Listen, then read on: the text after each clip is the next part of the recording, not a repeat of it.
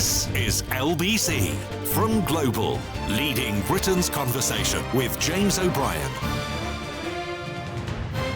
And a very good morning to you. It's 4 minutes after 10. Do you, and I don't suppose you do actually, you're probably far too busy getting on with leading a normal life, but sometimes I have this habit, if you like, of seeing stories knitting into one another, merging into one another. And there are a few stories around today that I think speak to the same phenomenon.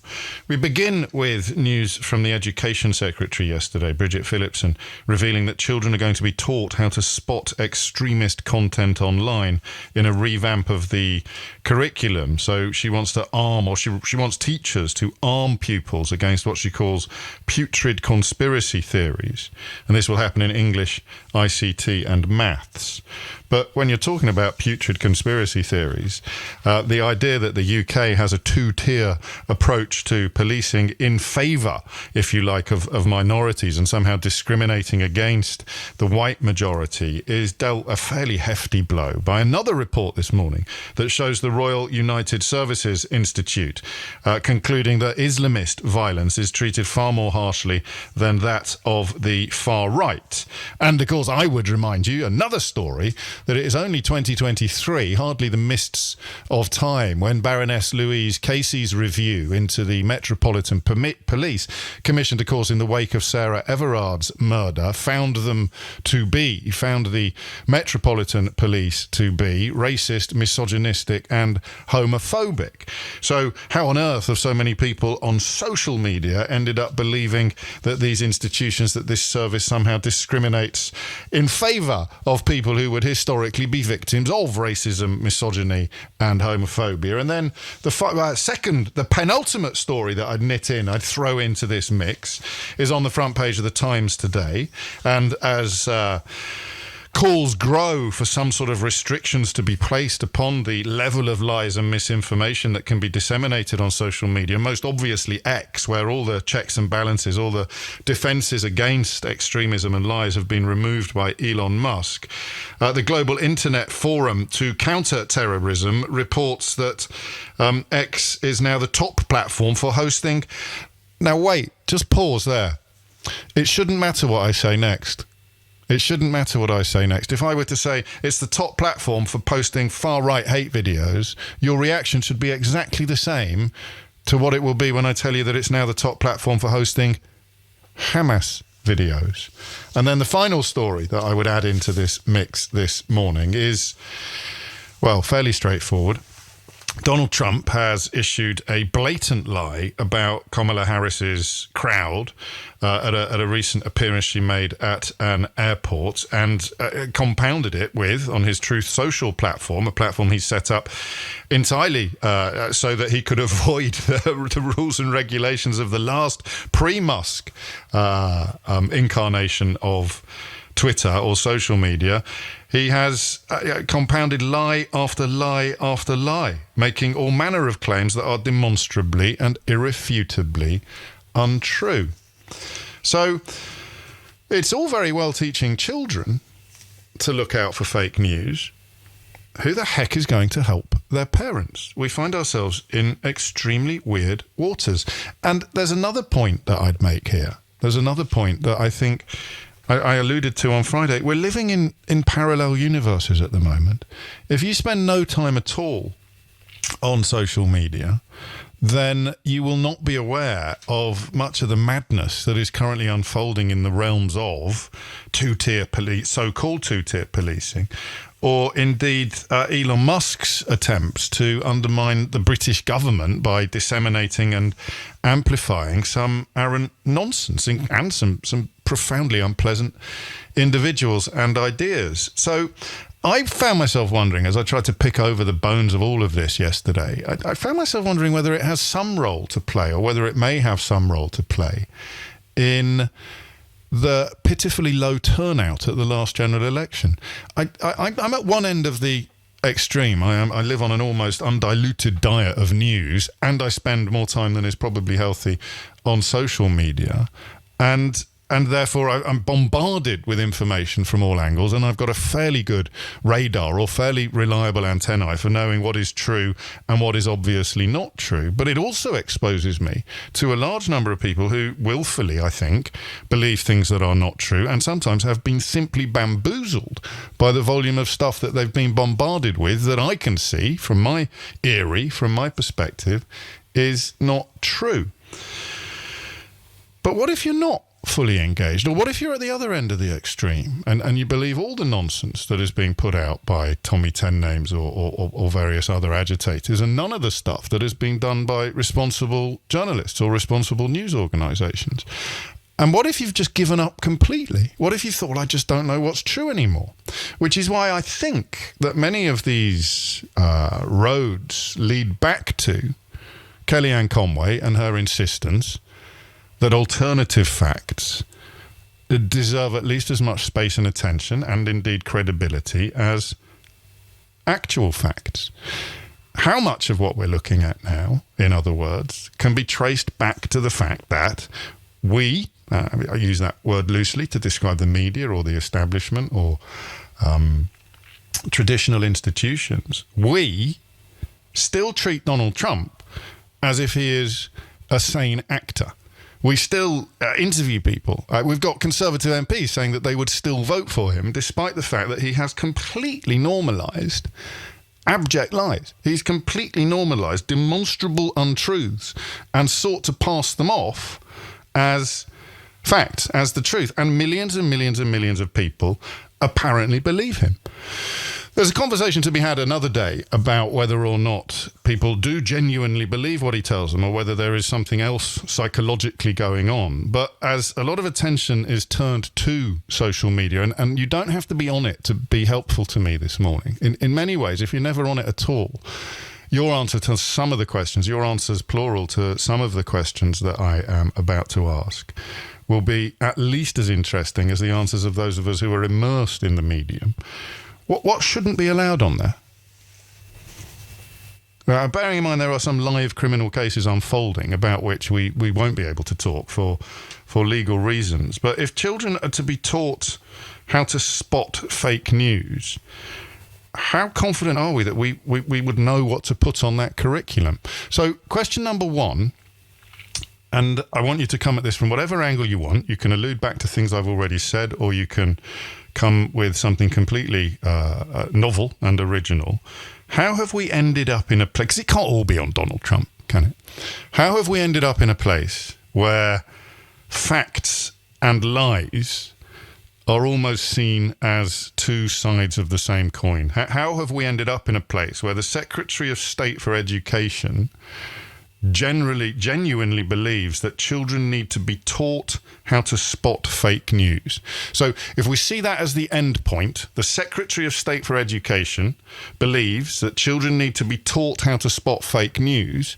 You go back 10 years, we wouldn't even have known what that phrase meant or what that idea involved or why this policy was necessary. What has happened on both sides of the Atlantic, and of course beyond, what has happened in the last 10 years that has created an environment in which children will need to be taught what fake news is, and more importantly, how to stop it. So who do you blame? You can blame individuals, you can blame institutions, you can blame... Whose fault is it that fake news has taken such a hold on our population that the Secretary of State for Education believes that children are going to need to be taught how to spot it?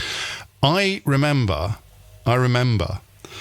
the first time someone told me that in Estonia this already happens. And the reason why it happens in Estonia, and I think some other countries that border Russia, is, I've just given you a bit of a clue as to why it happens in those countries, is because they are in danger of being subsumed by fake news, lies and propaganda that are pumped out by the Kremlin. But geography is irrelevant when you think about it, especially in the digital age. Just because these countries are on the border of Russia or very near to Russia doesn't mean that they are somehow more susceptible to fake news and propaganda. The nature of the internet, the nature of the modern world is such that you could be thousands and thousands and thousands of miles away and just as vulnerable to the same movement. So I don't know. I don't know how anybody can answer the question of how much of this goes back to Russia. But we can certainly begin, as we look at Britain, we can begin to put together an answer to the question of why do children need to be taught how to spot fake news. And then the second point is, what will we put in this curriculum? Now, I like this question for two reasons. Number one, it means that we don't have to pile immediately into territory that we've explored quite a lot before, which is about regulation of the internet. We may get onto that a little later. But what would we put on the curriculum? How would you teach a child how to spot fake news?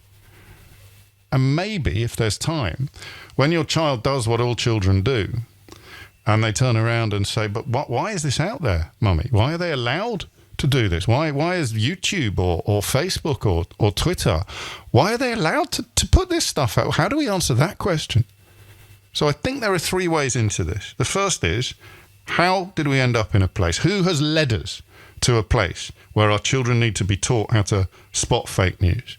Number two, the second question, very much allied to the first question, what are we going to put in that curriculum? Your job is to give me a lesson plan for the class in which children will be taught how to spot fake news. How are we going to do it? 0345 6060 973. And then the third question, which I guess you come at after you've answered the first question and the second question, the third question becomes, why are they allowed to do it? That's what every child will say. You can give them the best lesson plan in the world, and at the end of it, they'll say, but why, Dad, why? And I don't actually know. 0345 6060 973 is the number that you need. So how are we going to do this? If you hit the numbers now, you will get through. You can text me on 84850. You can WhatsApp me on 0345 6060 973. But I do prefer to hear your voice in my ears, and I can only do that if you dial 0345 6060 973. And speaking of voices, a few of you have picked up on a slight change in my normal sound in your ears this morning, which is because I am in a different studio from usual. So do not worry. I haven't got some terrible cold or I haven't been locked in a fridge, as one person has suggested. Normal service is in place. 10:16 is the time. You're listening to James O'Brien on LBC. Your answers to these questions after this. 18 minutes after 10 is the time. Thank you. People seem to enjoy my attempt to knit the stories together today. Let me run you through the headlines again, all of which I think contribute to the questions we're asking. Trump falsely claims Harris used AI to doctor size of crowd. X faces axe from Tech's anti-terror initiative. Islamist violence treated more harshly than that of far right. And children or pupils to get lessons on fake news. Jacques is in Clapham to kick things off. Jacques, what would you like to say? Hi, yeah. So I guess my point with regards to the algorithm, would be the algorithm, and the way that social media companies, who in my opinion are one of the main people for playing, in the way they've formed that, has created a system that sort of incentivizes people to put out sort of eye-catching news and thumbnails on YouTube and headlines. And one of the things I've noticed, especially in the last couple of years, is with the more sort of people have been trying to chase the headlines, people haven't been reading what's in the articles themselves. And so, I had a lot of people, I've done it myself, where I've seen a headline, I've just sort of blurted it out and not actually read what's below. And then suddenly that becomes fact. And then, you've got someone saying... I don't think that's a deliberately manipulative process, the second bit of what you say. I think the algorithm is clearly manipulative, but I've had clips of my own show put out under headlines that I wasn't sure actually reflected accurately what was going to happen in the clip.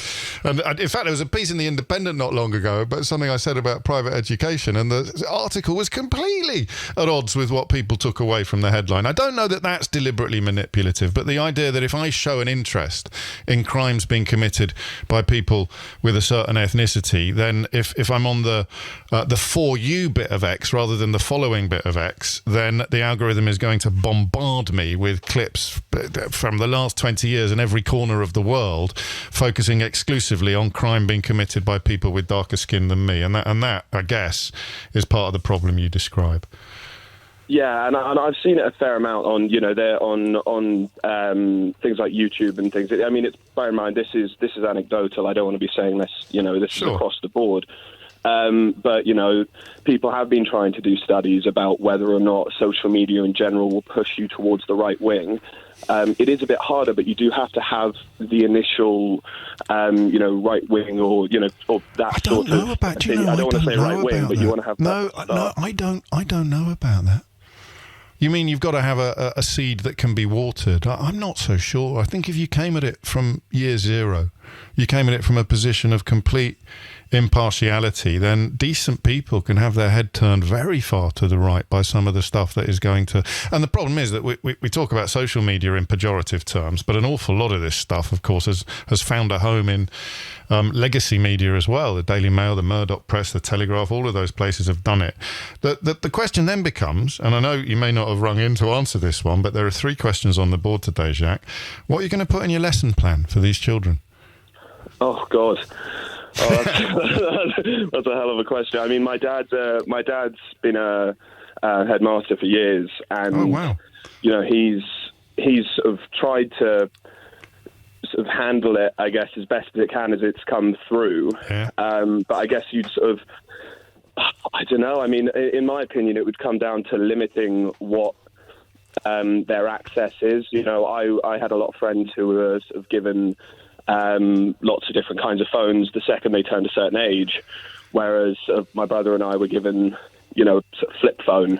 And I know, right? That's so pretty difficult. you were a canary down the coal, and yeah, but was that because your dad saw what was happening at school? He'd had a little bit more exposure to further down the road of childhood than most parents would have, because they only have the children they've got. They don't have access. They don't deal daily with loads of other children. You're not answering the question though, because you're not teaching children how to deal with fake news. You're coming up with ideas on how they might avoid it.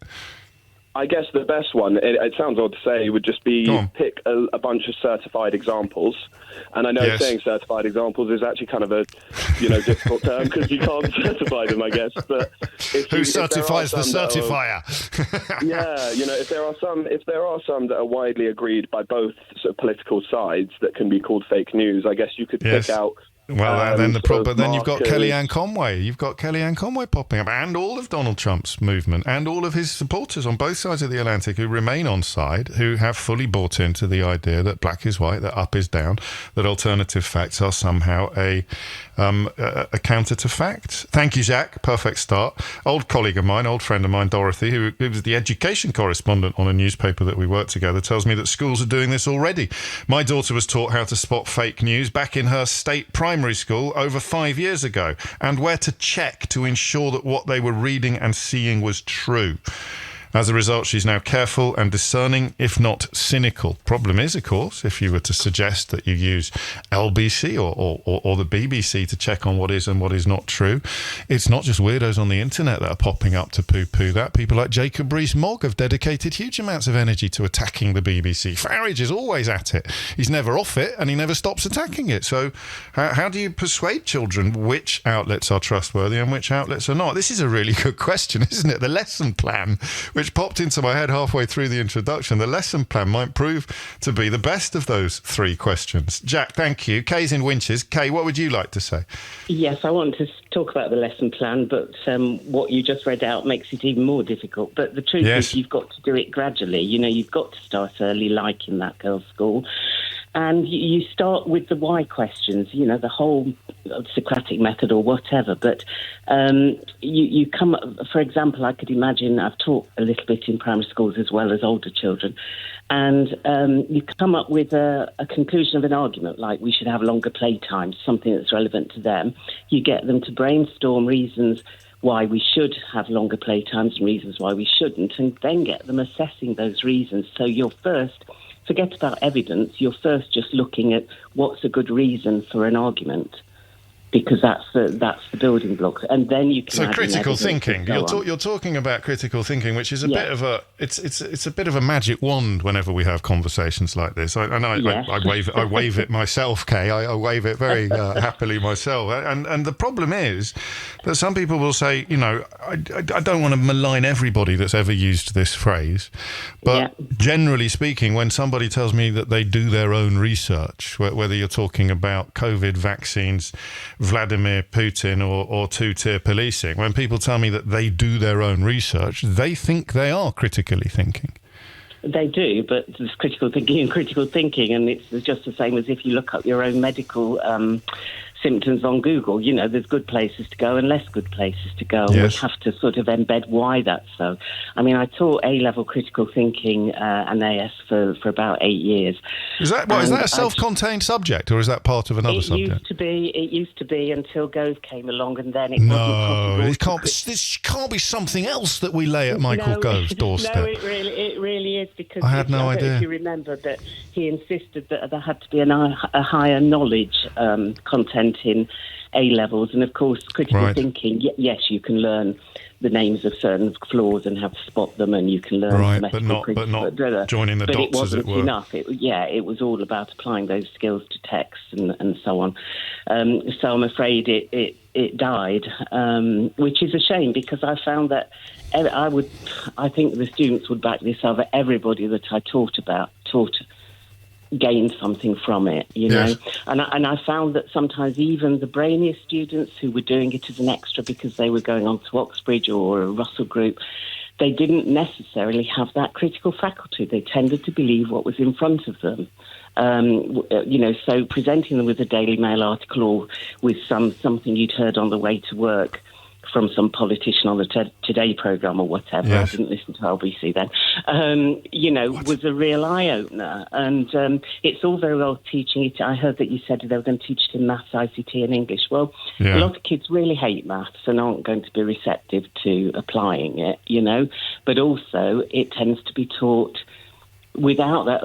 I don't know. It needs to be I don't know what the plan is. I don't know what the plan is. Thank you, Kay. But maths is quite a good place to start, because 2 + 2 = 4 is a fact. In Kellyanne Conway's world and Donald Trump's world, 2 + 2 = 5 is an equally valid conclusion to arrive at. So maths might be the starting point, but I grant you that a lot of kids don't like it. And Bridget Phillipson, the Education Secretary, used the phrase yesterday, that's why our curriculum review will develop plans to embed critical skills in lessons to arm our children against the disinformation, fake news and putrid conspiracy theories awash on social media. But what if their mums and dads think that you can trust Tommy Ten Names or Farage? How are you going to help them come to a better understanding of reality and truth? Jamie's in Croydon. Jamie, what would you like to say?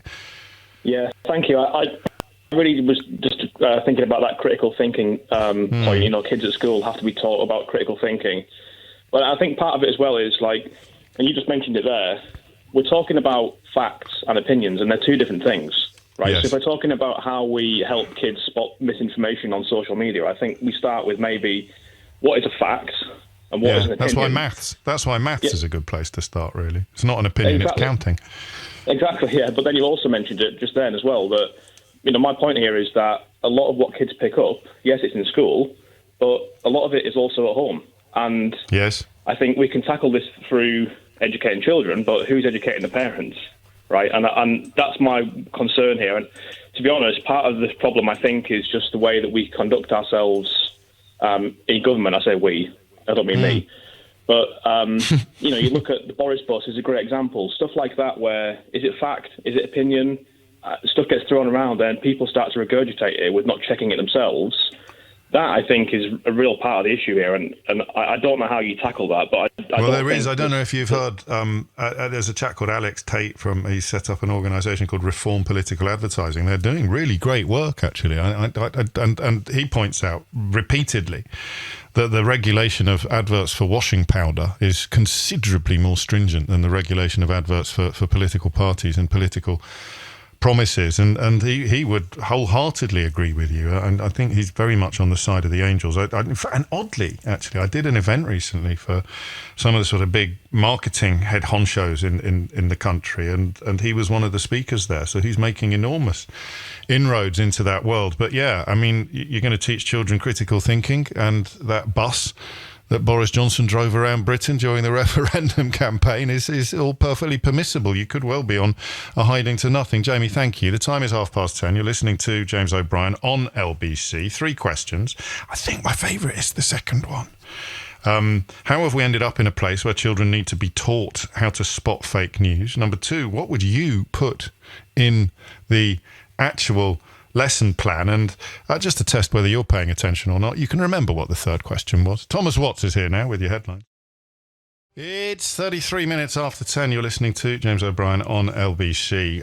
We'll have a look in the next hour at this question of whether or not the UK has lost respect for police. And as ever on this programme, we'll do the why of it. If it's true, I wonder how much of it has to do with people now wringing their hands about the fact that the police seem to be treated quite contemptuously by swathes, not necessarily huge swathes of the population, exactly the same people that have spent much of the last 20 years telling us that the police can't be trusted because they occasionally dance with a reveller at the Notting Hill Carnival, or wear a helmet adorned with the pride flag, or seek to undo or at least push back decades of established institutional racism by involving themselves in diversity initiatives or taking the knee during the Black Lives Matter protest. Yes, it's funny, isn't it? Imagine punting all of that poison for the last 20 years and then waking up this morning and wondering, why do you think people have lost respect for the people I've spent 20 years telling you can't be trusted or are opposed to your interests? So just don't look at the evidence,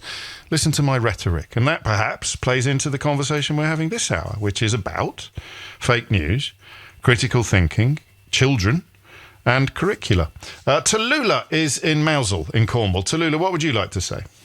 Oh, hello. It's Talia, but it's Talia. yeah, I do apologise. Yeah, I'm in an unfamiliar studio today, and that bit of the screen is much further away than usual.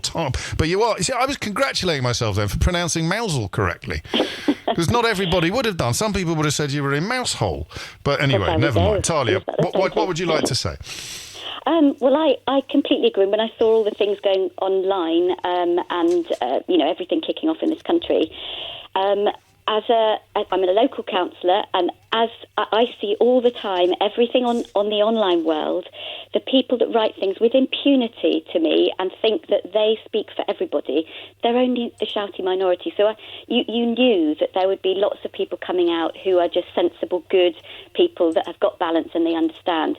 But unfortunately, when you've got cowboy territory and when people like, Richard Dawkins, Facebook is removed offline or whatever, you get to that point of, I've been looking at facts for I'm not across that story. What was it? Was his Facebook removed for reasons?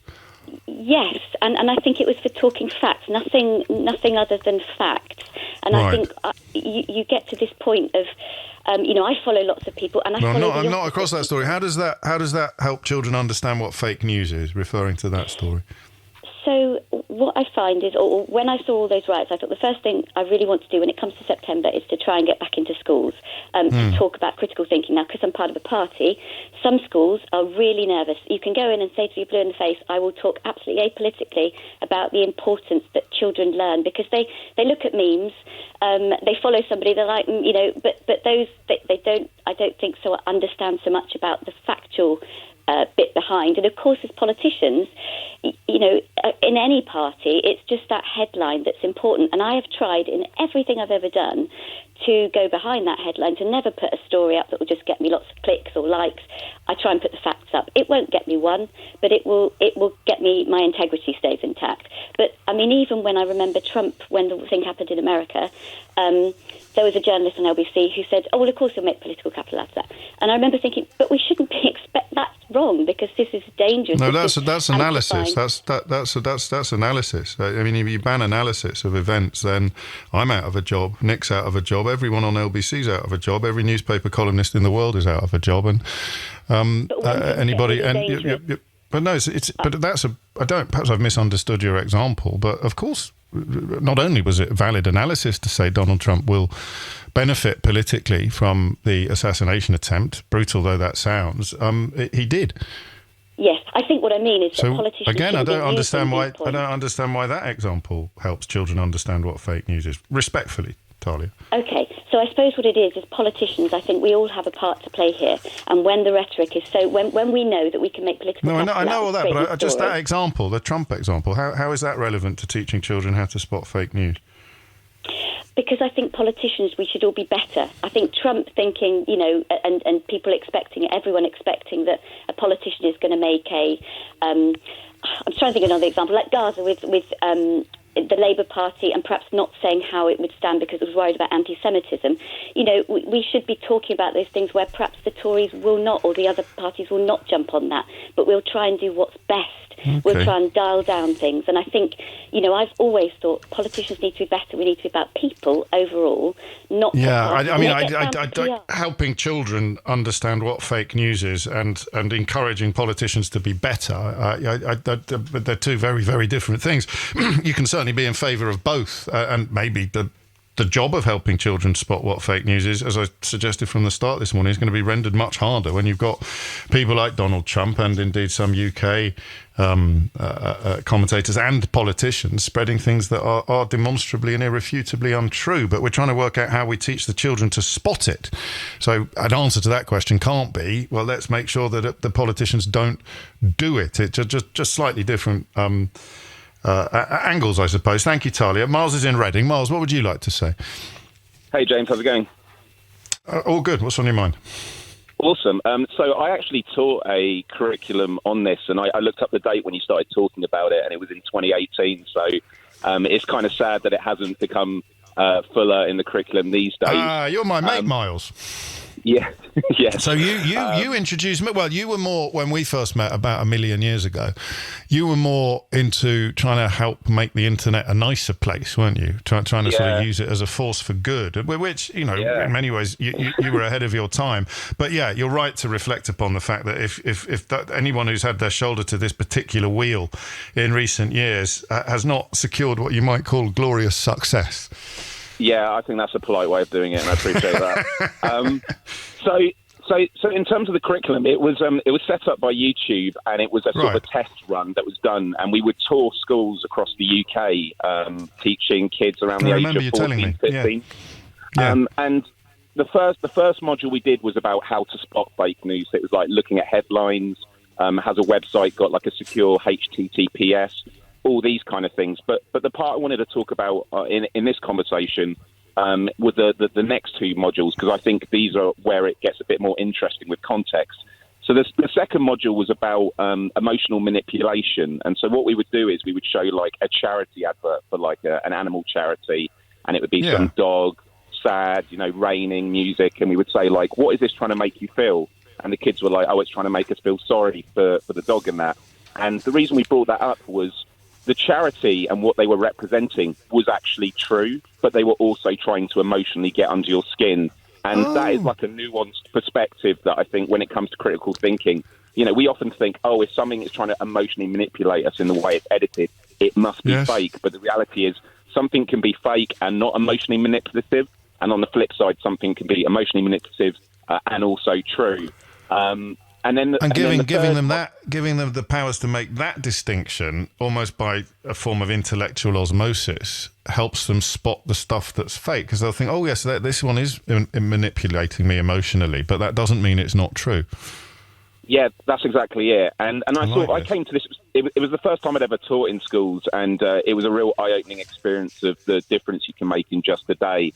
And I always approached it with a lot of empathy, because when you and I were at school, I mean, I can only speak to myself, but I was bullied. And when I left the school gates, I left the bullies there. When kids are bullies these days, they take that home with them because of WhatsApp and social media. And so they're completely drowning in information. And so the third module we taught, and it's a little bit of a story, but it's a really, really good one. It was called Mission to Mars. And so what we would do is we would nominate 1s and 2s across the class and split them into 2 sections. And we'd have one leader with each of them.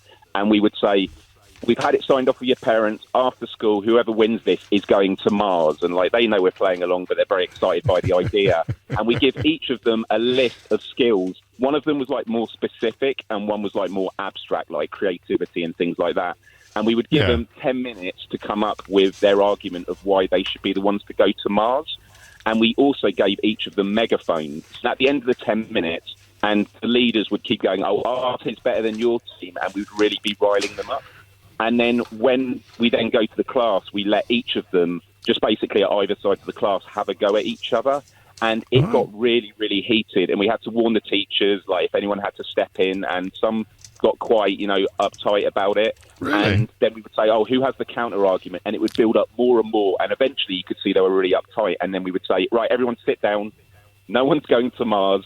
But how are you feeling? And kids would be like, I feel so angry right now. Like, I really wanted to go and stuff. And so we would then say, well, this is about something. You knew we weren't going to Mars. And how angry did you feel when you were pitted against each other? Now, imagine it was associated with something that was more intrinsic to you, like your religion or your ethnic identity and stuff. Yes. And the transformation, you had kids coming out. Like, I just remember there was one kid who was like this really big guy, really quiet, and he seemed like he didn't really open up a lot. And then his mates would just say, hey, just want to say we really appreciate you and stuff. And the stuff you saw into that moment just blew my mind. And it so you've gone back to source on. So you're not really answering the question of how do you teach them how to spot fake news. You're almost trying to provide them with personality tweaks that improve them as citizens, and then also equip them with faculties that would be helpful in spotting. You're teaching people how they can be manipulated, and that is the first. That's brilliant, because I hadn't thought of that as being the starting point for teaching them about what is fake and what is not. Why did it stop? Was it government funding? Why do you not do it anymore? Is it Mike? So it did get brought up in Parliament, and I think it is just a matter of priorities. I don't know, but it did get like accreditation. But at each of the schools, we'd get the local MP to come in, and a story for another time. One of those was Liz Truss. I had an interesting conversation with her, and I saw her get pitted up against kids asking about why there's not more funding, and she says, I believe you should have more tax, like less tax and more money in your pockets, and they were not impressed. Fantastic. Which was amazing. It's an early indicator of where her career was heading. Here's an interesting thing that you've just made me think of, and typically I can't actually find the story that it refers to, but I did see it this morning. I thought I'd cut it out of the newspapers, but I haven't. If I sit here now, Miles, and bang on about how social media needs to be better regulated, the internet needs to be better regulated, we need to put fake news on, and sadly a growing constituency of people have been persuaded that is somehow an affront to their free speech, that you should be free to post lies, you should be free to misrepresent reality. A complete fundamental misunderstanding, whether you're coming at it from the point of the American Constitution or George Orwell, who's having one of those moments in the sun. There's a story in the news at the moment about the proliferation of online videos of animal cruelty. So the RSPCA is warning that the internet is increasingly awash with people who have filmed themselves abusing animals, being cruel to animals. And if you used that for the British public, I don't know if this is true in other countries, but if you use that for the British public as a lever to make them understand the dangers of social media, that would be more effective than some of the stories that we have about memes or about extremism or about man's inhumanity to man. Bring the animals into it and you get a different emotional hit, which is kind of where you started this conversation. Yeah. That's very true. I guess the final point I would make to that, actually, and this is going to sound like a cliche, was naturally doing this with YouTube. We had a lot of people online going, oh, YouTube are telling you what to think. And like, we were apolitical. We had people of all political persuasions. But this is the cliche, and it's a cliche because it's true. It's about teaching people not what to think, but how to think, because then people discover basically better truths on their own. Because the reality is, we are all drowning in information online, and the idea of regulation, I think there is some argument for regulation, when it comes to defamation and things like that. But the only way you're going to win this war is by building better critical thinking and making people better prepared, because people are going to be finding this out on their own. Yeah, mate, what a great call. It's lovely to hear your voice as well. It's been too long. And almost to prove your point while you're talking, someone called Paul says, oh, great, so Miles is inoculating children. He's literally teaching them how to spot right from wrong, mate, how to spot false from true, how to spot manipulation from objective. But if that reaches you as inoculation, then all of his points are proved. And I'm going to try to be clever now, and it will almost certainly backfire, and I'm already late for the junction. So if I had said then, when Miles was talking about drowning in information and misinformation and lacking the faculties to tell the difference, I could have said to you, that is like King Canute trying to hold back the tides. You know, there is no earthly way that King Canute was ever going to hold back the tides. How many people still think that story of King Canute was about a king who was so arrogant that he thought he could hold back the tides? And how many know that it is actually a story about a king trying to prove to his barons or to prove to his court that he wasn't omnipotent, that he was just a human, and that he couldn't actually hold back the tides? So let's not fall into the trap of thinking that misinformation is an entirely modern phenomenon. It's 10:48. It is 10 minutes to 11 and you are listening to James O'Brien on LBC, where the question of what do we teach children? How do we teach children how to spot fake news? This is the mission that Bridget Phillipson is setting teachers. She wants to arm pupils against what she calls putrid conspiracy theories. And Miles made some excellent points. I'm not quite as pessimistic as him about the impossibility of better regulating social media, because until Elon Musk bought Twitter, it was better regulated. You know, there were things that were beyond the remit of civilized society, and for reasons I don't think any of us will ever understand. Although I did watch Tomorrow Never Dies last night. I was on Scottish ITV. I don't know if it was on the rest of the network, but that's the film that I always have in the back of my mind when I find myself puzzling over why some of the richest people in the world want more power and more influence, and think that the best way to achieve it is perhaps by introducing some unhelpful or unhealthy elements into public discourse. I think that might be one of the best Bond films, you know. It does two things. It sounds a very big alarm about 21st century technological internet age media manipulation, and it also makes a pretty strong case for Pierce Brosnan being right up there with the best Bonds. I don't think he gets as routinely and regularly as he should. Just to be clear, I don't know whether it's because I am in an unfamiliar studio, but some of you apparently thought I was talking about King Canute a minute ago. No, I thought about King Canute with a T. It's not a word I want to dwell on unduly, because it could all get a bit North Kent Hunt. So it's King Canute with a T, who did not believe that he could hold back the tides of the Channel.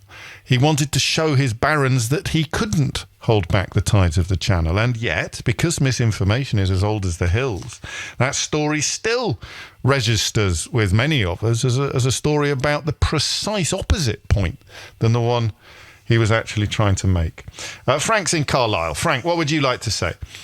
Hi, James. I was calling in to talk about, if you're teaching this, and I was a teacher for about 13 years, and I've taught parts of citizenship in addition to my regular subject. There's a load of things that you can't talk about. So you can't really talk too much about politics for fear of showing your own bias, which you're not allowed to talk about. So I'm a raving lefty, and I wasn't allowed to talk about all of my biases. But who policed that? Who policed that? Nobody does, really. But you police yourself, and if you get into trouble, you get into trouble. If a bunch of kids go into the next lesson and say, hey, sir was just talking about all of this, and he said all of the government said is completely wrong, then, questions are going to be asked. You're not supposed to. But what if it is? What if it is completely wrong? What if it is disgusting to suggest that the police are not policing protests equally or fairly, as both Suella Braverman and Honest Bob Jenrick have done? What if that's a provable fact? Well, you're still not allowed to say it, are you? You could look into it. What you wouldn't be wanting to say is that Tory politician's wrong, this Tory politician's wrong. You could look at crime. So, for example, I could say, let's study, has crime gone up or down? And you could look at one set of statistics which says violent crime has dropped over 10 years. You could look at another set of statistics that says shoplifting has massively increased. So which is right? Because it depends what you look at. What about if you said that police chiefs believe that attacks upon the police during the last Remembrance Sunday commemoration by the far right were inspired by the then Home Secretary Suella Braverman. Could you say that? Because it's true. That's what police chiefs did say, and yet you could portray that as a political bias, couldn't you? Would you be able to say that? One, isn't it? I think I don't know. Is it? You've got to be quite BBC about it and give both sides. If you well, look where that's got us. That's got us to where I had to introduce Andrea Leadsom as a anyway. But that's not why you rang in. Where were we? So I mean, I thought Miles had some really good stuff, and the point there was about getting kids to engage emotionally with the idea that something might be fake. And I had a colleague who taught me to be a teacher. She used to do a great thing with A-level general studies. She'd walk in, she'd pick a likely-looking kid who she knew could take it, and she'd whack him over the head with a newspaper just as she walked into the room. And that would start an argument about, was that fair, was that not? She'd say, well, it's your word against mine. I'm in charge. Nobody's going to believe you. And they'd get into a big discussion on it. And, the whole point of that, she knew the kid was not actually going to complain, but this was just to get people engaged. And I think, the critical thinking angle, that's definitely worth it. It's teaching people. You remember a little while ago, you had a phone in months or more ago about how do you teach kids what a good friend looks like. It's like that. You can't sort of just say good things look like this, bad things look like that. You've got to teach people how to figure it out for themselves to a degree. But, I mean, to go to your first question of why are we in this spot, I mean, I think that the social media experiment is showing its colours here, because people expect, if you've heard a rumour, we're the same age. If we heard a rumour at school, then it would be somebody said something, you heard this. But now you see the 30-second video clip and you see all the commentary that goes with it. And then when 2 weeks later you see the 5 minutes before that 30-second clip and it changes. And, you could look at the Manchester airport incident. You could look at do you remember the one where there was a Jewish guy at the Palestinian marches who complained that he hadn't been allowed to cross the road, and then 15 minutes of him arguing with the police prior to that was broadcast, and it changed the narrative. So, things like that, I think we are basically in a situation where everything's been so much shortened and contracted, but looks so much more real. So wait until you've got all the facts before you offer an opinion, which would apply to all of the examples you've provided. I'd add to that some of the responses which incited or probably incited the riots last week from politicians. Most obviously, I guess, Nigel Farage. We were talking last week about the importance of senior people, responsible people, saying wait until you know the facts before you frame a response. But social media has made that feel stupid. So why on earth am I going to wait for all the facts when I can get 5 million clicks by diving in there immediately? The politics of trying to get clicks rather than trying to do good for the country, which is huge in America and pretty big here as well, where they're doing things just for reaction. That's basically what they're trying to do. We all do that a bit, don't we? So it's a question of policing the parameters of what is acceptable in the pursuit of attention and what is not acceptable. And the problem is, and I don't think this is a pet subject, because he was the most powerful man on the planet and might be again.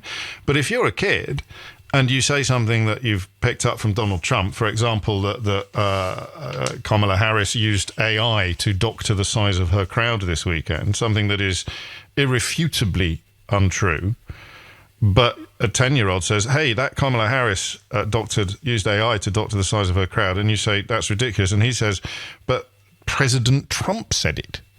Yeah, that's quite a big card to lay down on the table, isn't it? It is. It's like, if you read it in the newspaper or you saw it on the TV, it must be true. Well, I mean, we know that's not true after years and years of living through that. But, I think this is one that it's going to keep running. We don't really know what social media is going to do to a generation who grew up with it, and how they're going to turn out different to those of us who didn't. And the next generation of social media as well, Frank. Of course, that the AI making it possible to create a clip of someone that makes it look like they are actually saying stuff that they are not saying. Teaching. technology how to do that is going to be almost impossible, because technology learns from the technology. So you write some code to spot the fakes, and the creator of the fakes uses that code to make sure that his next fake won't get spotted by the code that you've written to spot the last fake. It's a remarkable state of affairs. And as Frank rightly reminds us, this conversation is far from over, but it's over for us for now, because we turn our attention next to the Home Secretary and her contention that riots show that people believe crime has no consequences, that Britain has lost respect for the police. Very few people have asked the question about just how many people were involved in the riots of last week and beyond. And if you do ask that question, the numbers are possibly too small to justify Yvette Cooper's conclusion. Or are they? It is a few minutes after 11, and you are listening to James O'Brien on LBC, where we turn our attention next to the contention from the Home Secretary that the UK has lost respect for police. A couple of phone-ins I've wanted to do since the Farage riots got underway up and down the country while I was away, and then, of course, which we covered in some depth last week. One of which is not necessarily the one we're going to have now, but what's it like to be a police officer at the moment? Actually, I can put that question on the board. I'm always a little bit unclear on what you are and are not allowed to say to me. But remember, we can let you use a different name when you ring in. Sometimes when police officers ring us about life on the front line, we can get, and by front line, I don't necessarily mean physically on the front line, as with the riots, but just in the midst of the job. I get insights I'm never going to get from anybody else. I remember during COVID, we took a call from a female officer who said something I will never forget. And she said, everyone's in favour of the police until they are the ones being policed. And I love that story for a number of reasons, but chiefly because it highlights how so much of media coverage of the police is dishonest and disingenuous. If, for example, you're a sort of ageing white bloke like me, and you've persuaded yourself that stopping and searching young black kids on an entirely disproportionate level is absolutely fine, then whether you realise it or not, part of the reason why you have arrived at that conclusion is because you know it's never going to affect you.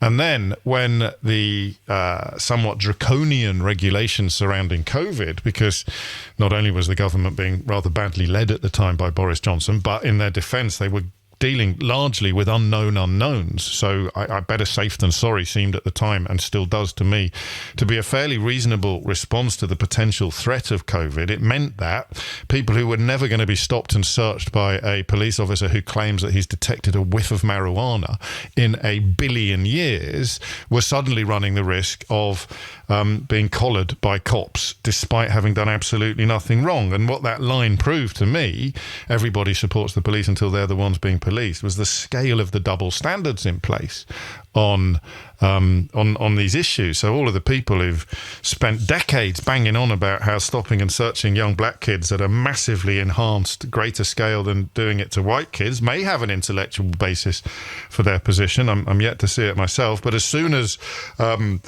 middle-aged white people became fair game for random stops and searches during COVID, they changed their minds completely. Sadly, it didn't stick, did it? It swung back the other way fairly quickly. But I am always interested in what it's actually like to be a copper.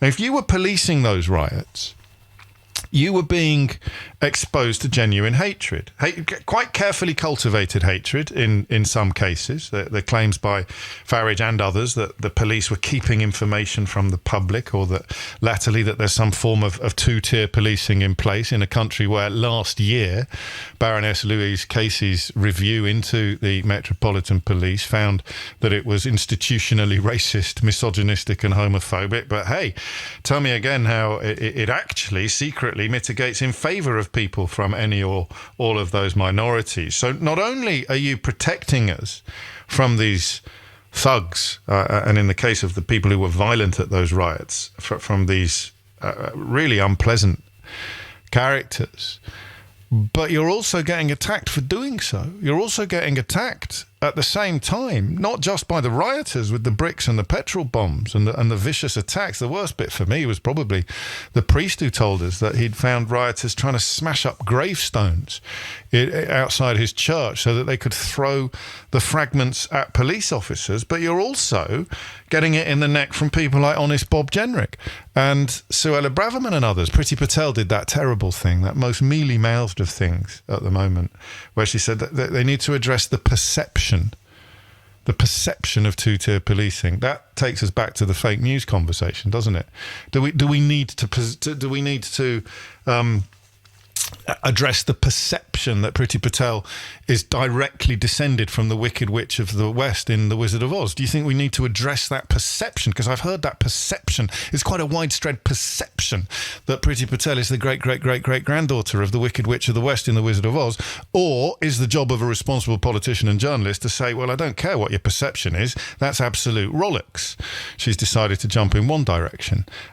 Responsible politicians you would hope, jump in the other. So that police officer has not only got bits of gravestone raining down on his head as he tries to keep feral mobs of incited violent racists from burning down hotels containing asylum seekers, he then has to endure dialogue, a media and public dialogue, which is essentially accusing him of being part of some vicious conspiracy. It's absolutely awful.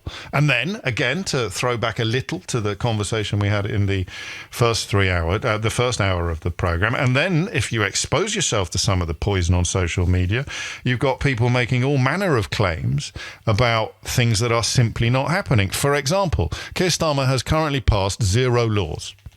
And yet, if you were sitting in, I don't know, butt-cheek Mississippi, claiming to know more about the situation on the ground in London or England than people who actually live here, you'd be absolutely adamant that the first thing Keir Starmer did when he came into power was pass laws designed to limit your freedom of speech. Absolutely no suggestion that your freedom of speech will be limited. But if you go online to either encourage or indeed instruct people on how to, quote, riot or set fire to hotels containing asylum seekers, then you are obviously on very thin ice legally. And it was ever thus.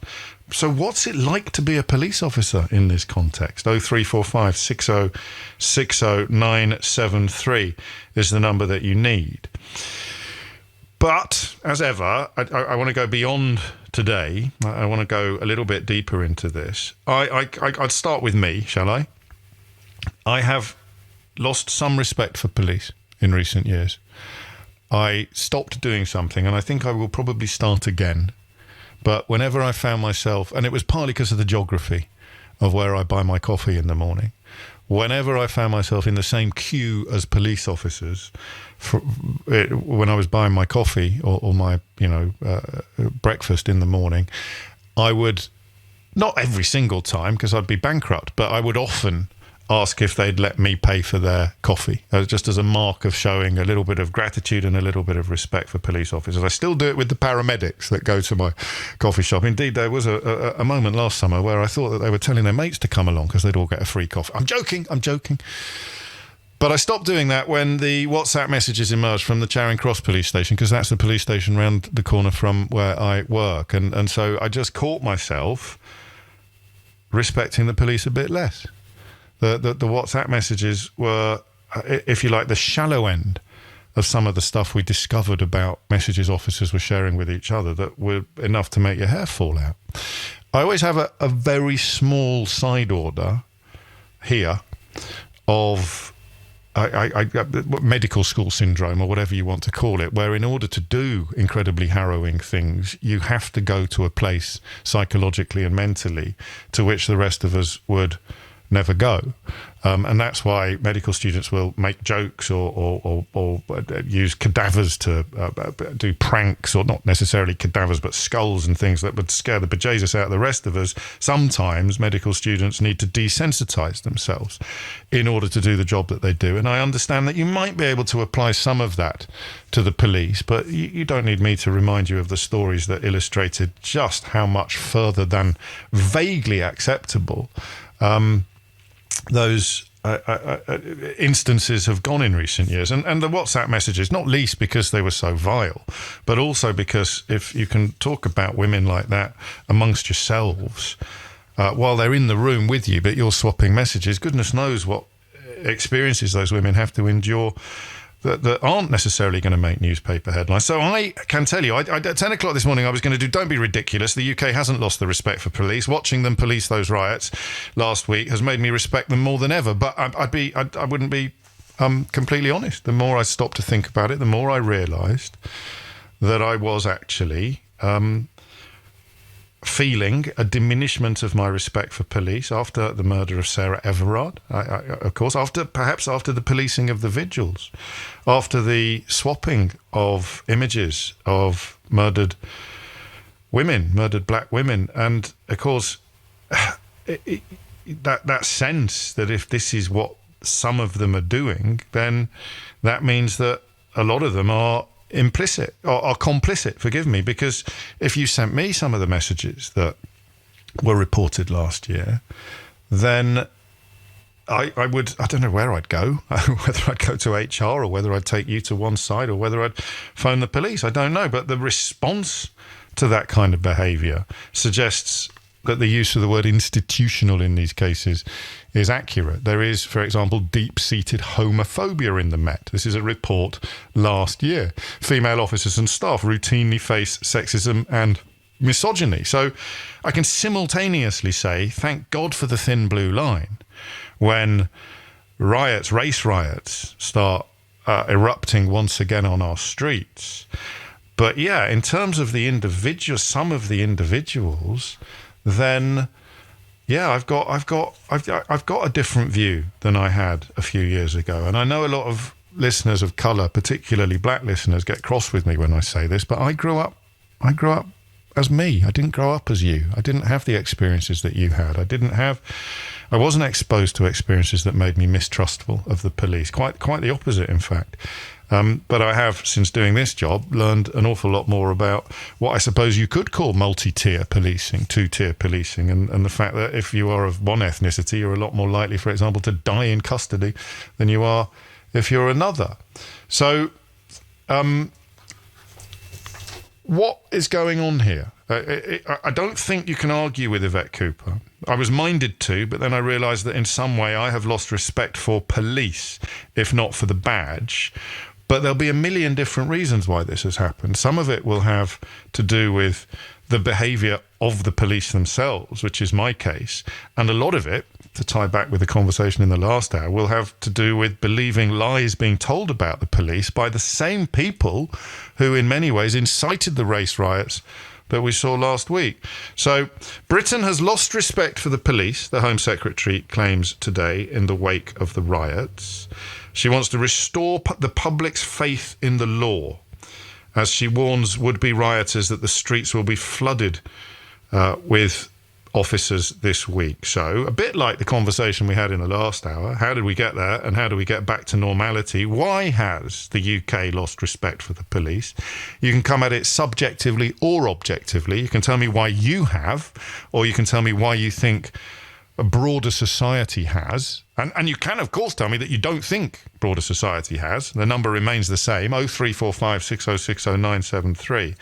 But just as we asked how Bridget Phillipson might help school children come to a better understanding of what fake news is, how can Yvette Cooper restore our faith, your faith, my faith in the police? 0345 6060 973. Remember, you can text me on 84850 or WhatsApp me on 0345 6060 973. I'm going to read this, actually, because I think it's probably important. Very quickly, James, on your coffee point. You have no idea how much a small gesture like that makes such a difference to a cop's day, especially if they've been at something difficult beforehand. The hardest thing about policing these days is the effects that good officers experience resulting from the actions of bad officers, such as those in Charing Cross that you mentioned. But I am very glad that you're discussing this, and I know that you're right. And next time I'm in the queue, I'll put my hand in my pocket again. Because you can't, can you, tar everybody with the same brush? Otherwise you end up being part of the problem rather than searching for the solution, which we will start doing together after this.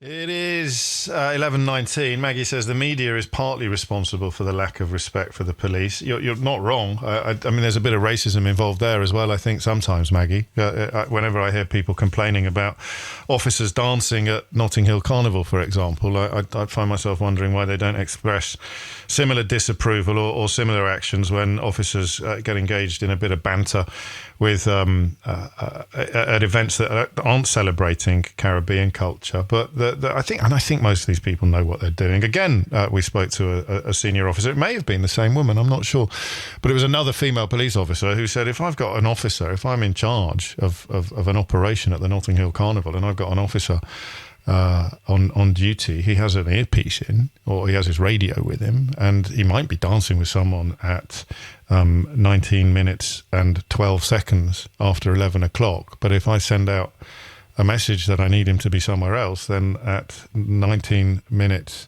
and 12 seconds after 11 o'clock, he'll be on his toes. Do you really need to explain that to people? If you're policing a gay pride event in a country where police were arresting gay men within living memory, there will be people on a bus, on a float at a gay pride event who ran the risk of actual arrest in their own lifetimes, and the police decide to try a little bit harder than they have historically to be welcoming, to be inclusive. Maybe there's one helmet that has the pride rainbow on it and there's a police officer wearing it, and people pretending to believe that means they're not out catching murderers or catching thieves are indulging in homophobia, whether they realise it or not. You make those comments about the carnival, you're being a bit racist. You make those comments about police at Pride, you're being a bit homophobic, because if they were trying to make you feel comfortable at your gathering, then you wouldn't have any problem with it at all. But you don't like it when they're doing it for the gays or the people of colour. So all sorts of issues why the police may have lost some respect, and Maggie's dead right. A lot of it will be the usual right-wing blowhards attacking the police for trying to be nice to minorities, because, well, you can fill in the gaps yourself. But I still want to know what it's like to be in the job at the moment when you're getting it would seem, from all angles. Not only are you getting bricks thrown at your head by racist rioters, but you're also getting accused of somehow being too hard on the racist rioters by politicians who frankly should know better. Dan's in Croydon to kick things off. Dan, what would you like to say? James, apologies. My relevant experience expired 2 years ago, so I'm a retared police officer, and I know 2 years. 2 years is okay, isn't it? But I do worry sometimes that radio phone-ins get what's the word? Get hijacked by people who left the job 30 years ago. But 2 years is helpful, Dan, I think, to be fair. Okay, so my opinion, I guess for once it's in tune with yours, is that it's a lot to do with the news and social media, because everything I see is negative. I very, very rarely see anything positive, and a lot of it seems to be cultured and manufactured to be negative. So are you aware what auditors are? Are you aware of what that new phenomenon is? No, I don't think so. I mean, I know what the word auditor means, but not in the context necessarily of this conversation. Okay, so there's an explosion of YouTube and Twitter and all other platforms, auditors. And what they do is they go around searching for content on their phones to create negative interactions with the police, which they then post. And all these interactions are completely contrived. They wouldn't have occurred if they hadn't have gone there in the first place. And of course, if you're looking for negativity, that's what you're going to find. And because that gets more clicks, doesn't it? And it's all about clicks. I don't quite know how you get paid on YouTube and the other platforms, but I guess they're looking to earn a living out of it. Volume. The more people engage with your account, the more money you get if you've paid for a blue tick, or even if you get a blue tick for free. I think it still works. So I was looking at, the guys, the right-wing guys. Don't give publicity to people who we don't want to give publicity to. Speak, and maybe this is wrong, but this is the call I'm going to make. Let's speak a bit in the abstract rather than giving attention to people who are so clearly so desperate for it. Tell me what they do, not who they are. Okay, so the demonstrations last week, the far-right demonstrations. The riots. The riots, right? Yeah. A lot of the guys who you could see in the background were YouTubers and auditors looking for negative interactions, which they could then post on their platforms, which get clicks, which cause a bad impression, well, not just of the police, but of everybody, I suppose. Nobody likes good news, do they? Especially about the police. It's not particularly interesting, but bad news is particularly interesting. And also, I think it's a lot about to do the transference of unhappiness. Like, if I get up today and I'm not feeling particularly happy, if I make you feel unhappy, that makes me feel a lot better. Does it? Very briefly, doesn't it? Very briefly. But in society, I don't know, perhaps 2 years ago, things have changed, but people were pretty unhappy 2 years ago after COVID. I think people are even more unhappy now. And everybody's looking for somebody to hang their hat on, aren't they? And it just so happens that at the moment it's the police, because they're very convenient. They're Indian. Damaging. Yeah, I mean, it is very convenient and particularly virulent, I think, given that they're risking their life and limb last week on a nightly basis to protect ordinary citizens, peaceful citizens and asylum seekers.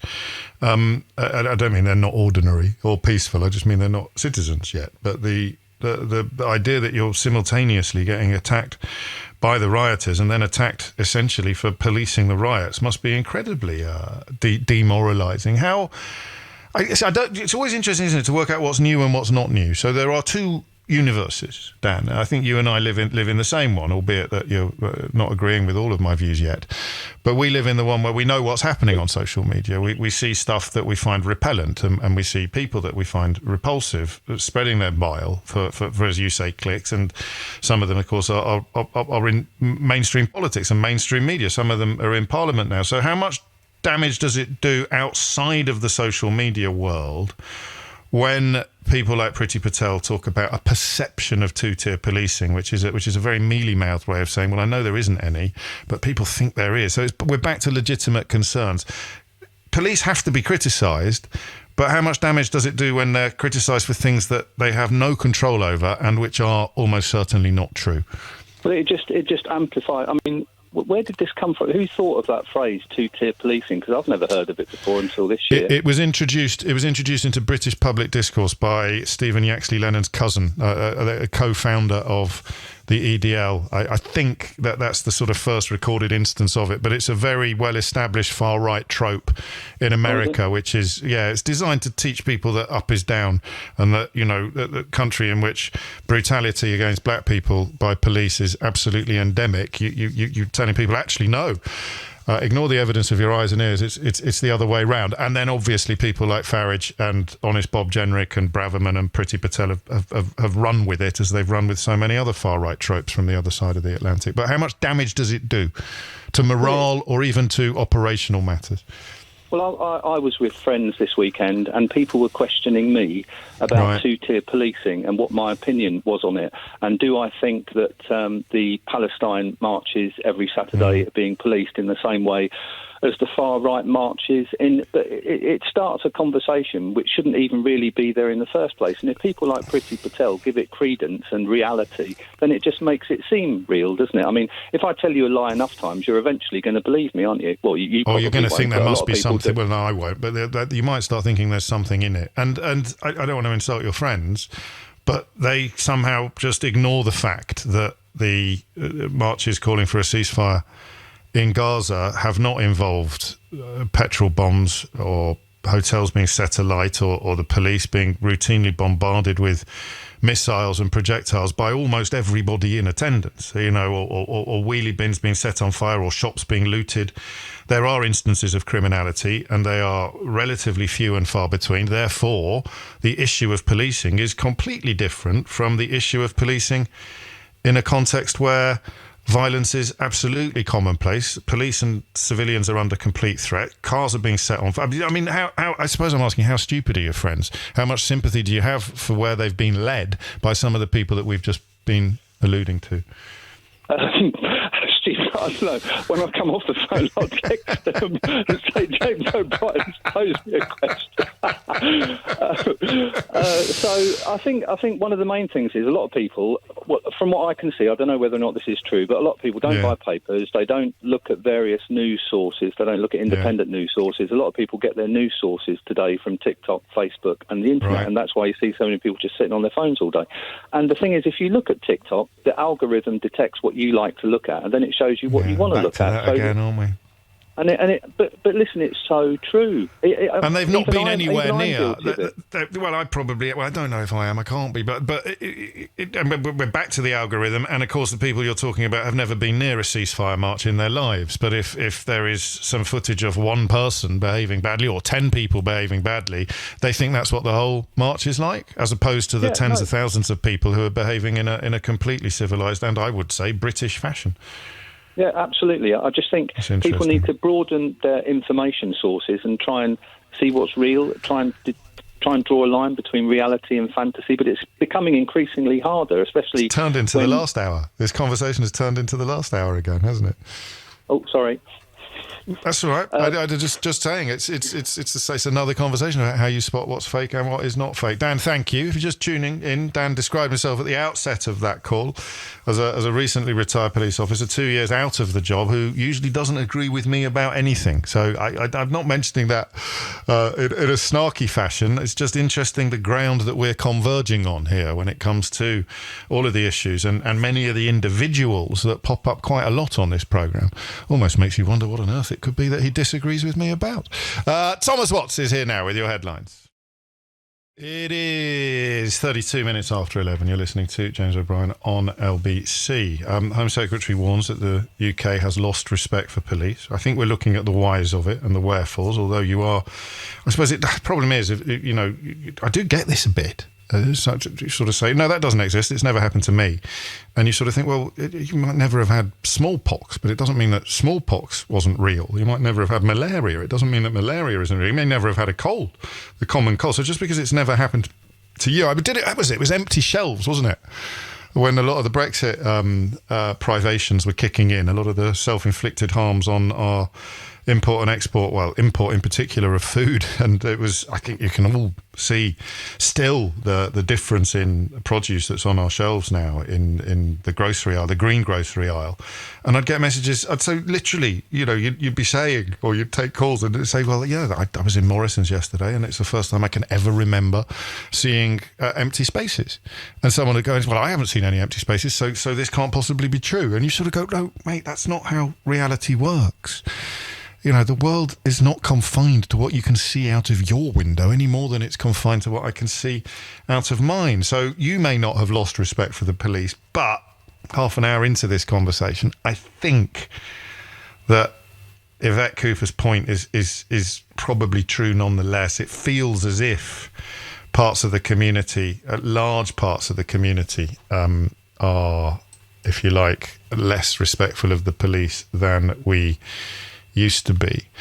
Tomorrow, the UK's former head of counter-terrorism, served as an assistant commissioner for specialist operations in the Metropolitan Police, Neil Basu, has had quite a lot to say about recent events. Will be joining us, not in the studio, but so it'd be tricky for him to take your calls. But if there's anything that you want me to put to him, then do get it in front of me before then. So that's a reason to tune in tomorrow. The next hour of the programme, I'm drawn to this conversation I heard Nick having earlier about medals, because I came at it from a completely different perspective from him. Do you remember me telling you about Georgia Bell, the 1,500 metre runner, getting quite excited about it because her mum taught my girls PE. So we've been quite a ringside seat on that story. And I honestly don't think that Georgia's bronze medal that she won in the 1,500 metres the other night, and I told almost everyone I know to put money on Georgia Bell to win a bronze medal in the 1,500. I don't know why I picked bronze.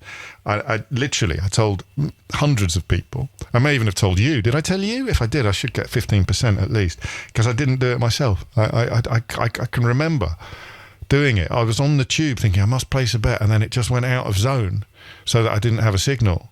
And when I got back onto the thing, I'd forgotten that I was going to put a bet on it. I don't know what odds you get if you specify the actual medal before the heats had even started. And somewhere in the back of my mind, I thought I'd placed the bet. And then I went to look at my account and I hadn't. And anyway, I got more excitement watching her win a bronze medal than I did watching some athletes win gold. So I'm just really interested in what this idea that silver and bronze don't really count, it's all about the gold. Something I probably would have agreed with once and still might when we have the phone in, but I want to talk about that in the next hour. Do you know what it reminded me of? It reminded me of when people used to get their pants in a bunch about school sports days, making sure that every kid felt valued. And I'm afraid to admit that I very much used to be. My days before therapy, I think, is probably the cut-off point. I was very much of the view that making most children on sports day feel sad and inadequate was a good thing and character forming and would help them understand the unfairness of life and reality itself. I don't know whether it's a story that fits into the same space, but we'll find out after 12. Back to the police, back to the perception that the UK has lost respect for the police, or indeed the statement from the Home Secretary that the UK has lost respect for the police. And if you fancy it, well, it may be time to have a look at how you restore it. But it is interesting how much of this conversation has fallen into a very similar space to the conversation we were having in the last hour about what happens when people believe things that aren't true and what we can do about helping them to a place where they can recognise the difference between right and wrong again. Ryan is in Bristol. Ryan, what would you like to say? Hello, James. I'm a long-time listener and first-time caller. I'm a little bit nervous. Welcome. It's only me. It's only me. Yeah, of course. So I was in the military for a number of years before I joined the police. I've only been in just over a year now, actually. Okay. And I want to thank you, first of all, for raising this question and raising this point. I think it's a little bit underappreciated is probably the best word to use. Yeah. I want to give you an example of something that's happened recently. We had a bomb threat in a town centre fairly recently, and we were trying to contain that area. When we were doing that, obviously there's a lot of officers involved. There is a lot of risk involved. It was a Saturday night. As I'm sure you can imagine, there was a lot of people in the town centre drinking, being merry and things. And we unfortunately had to evacuate a lot of the clubs and pubs and things like that. Upon doing so, one of the officers on this cordon was attacked by a member of the public when he was simply asking them to leave. And no, I mean that presumably the member of the public was tanked up, and so the not to split hairs, but that could have happened at any point in the last 50 years, couldn't it? Or are we looking at something new? But I think due to the lack of respect of officers, obviously being drunk is going to be a factor of it. Yes. But the lack of respect that we see for officers on a daily basis is horrific. I mean, I'm quite thick-skinned. I don't really get offended by a lot of things. But, another example, we arrested a gentleman the other day. Obviously, I'm not going to give names or anything like that. But, sure. You better not. He essentially, no, I know. He essentially arrested himself. I mean, we were going to arrest him anyway, but he literally knelt down on the floor, put his hands behind the back, and said, "Arrest me." And so, obviously, at that point, I said, "Yes, fine. I was already going to, and you've now sort of given the opportunity." So we did that, and then from then on, he was screaming, hurling abuse, saying that I was a bully and all this other things, and I was like, "You do realise that you asked me to arrest you. Obviously, that's not the reason that I've done it, but you see what I mean." Yes. And the general respect that officers, or the general disrespect that officers get. I mean, there was an officer the other day that was getting calls from a withheld number on their work phone saying horrific things about them for absolutely no reason. This officer didn't even know who this person actually was. So someone had got hold of the phone number. Yeah. And it's from a lot of things. There is a lot of understaffing at the moment. There's obviously, the last government got rid of thousands and thousands of police officers, and that's caused an understaffing issue within all of the police forces across the country. And we routinely find ourselves in briefing rooms not even being able to fill up 10 seats. So we are very often understaffed, and we constantly have hundreds and hundreds of logs come in a day that we have to try and deal with. Some and of that it will situation is exacerbated. enormously by the riot scenarios, and also, of course, by the deployments that are made necessary in order to ensure, or to try to ensure, that we don't have a return to the scenes of violence, the horrible scenes that we saw last week. I'd also add, while I'm currying favour with the thin blue line, Ryan, I'd also add that this phrase extra police officers isn't very helpful, is it? When I read or I hear that we've got 2,000 extra police officers. They're not extra police officers. They're police officers who've had their leave cancelled or who've had their rest days ridden roughshod over. They're people who are being put on duty who would not otherwise be put on duty. So extra police officers is a slightly unhelpful phraseology, I think. What about this two-tier question? I'm reading a report from the head of the Runnymede Trust, which is a rather splendid equality organisation, talking about how this really amounts to racist gaslighting. Sir Mark Rowley, head of the Met, of course, has described it as complete nonsense. But crucially, what I'm asking you about, he says it's putting officers at risk. Yes, it is. The idea of two-tier policing, I mean, no matter where you are in the country, things that happen, for example, when things are happening in the Met, you will be affected in other areas because everybody thinks that the police is governed by the exact same bodies, which obviously it's not. It's incredible, to a degree. Isn't it? Yes. Chief constables are different in every county, and that's quite obvious to somebody that actually understands it. But for the general members of the public, unfortunately, people think that we're all governed by the exact same person, which we're not. But the whole idea of two-tier policing it's fanciful, to say the least. Yes.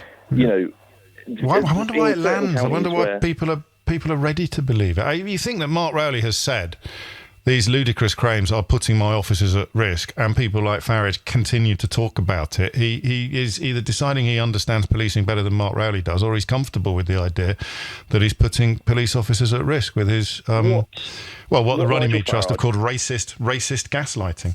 Yeah, what Nigel Farage refuses to understand is that obviously he is not a police officer, and the whole idea of two-tier policing, unfortunately, it's not the issue itself. It gives gas to the light, if that makes sense. It gives them something to be angry about. Well, that means Priti Patel can talk about going to go out and do something about it.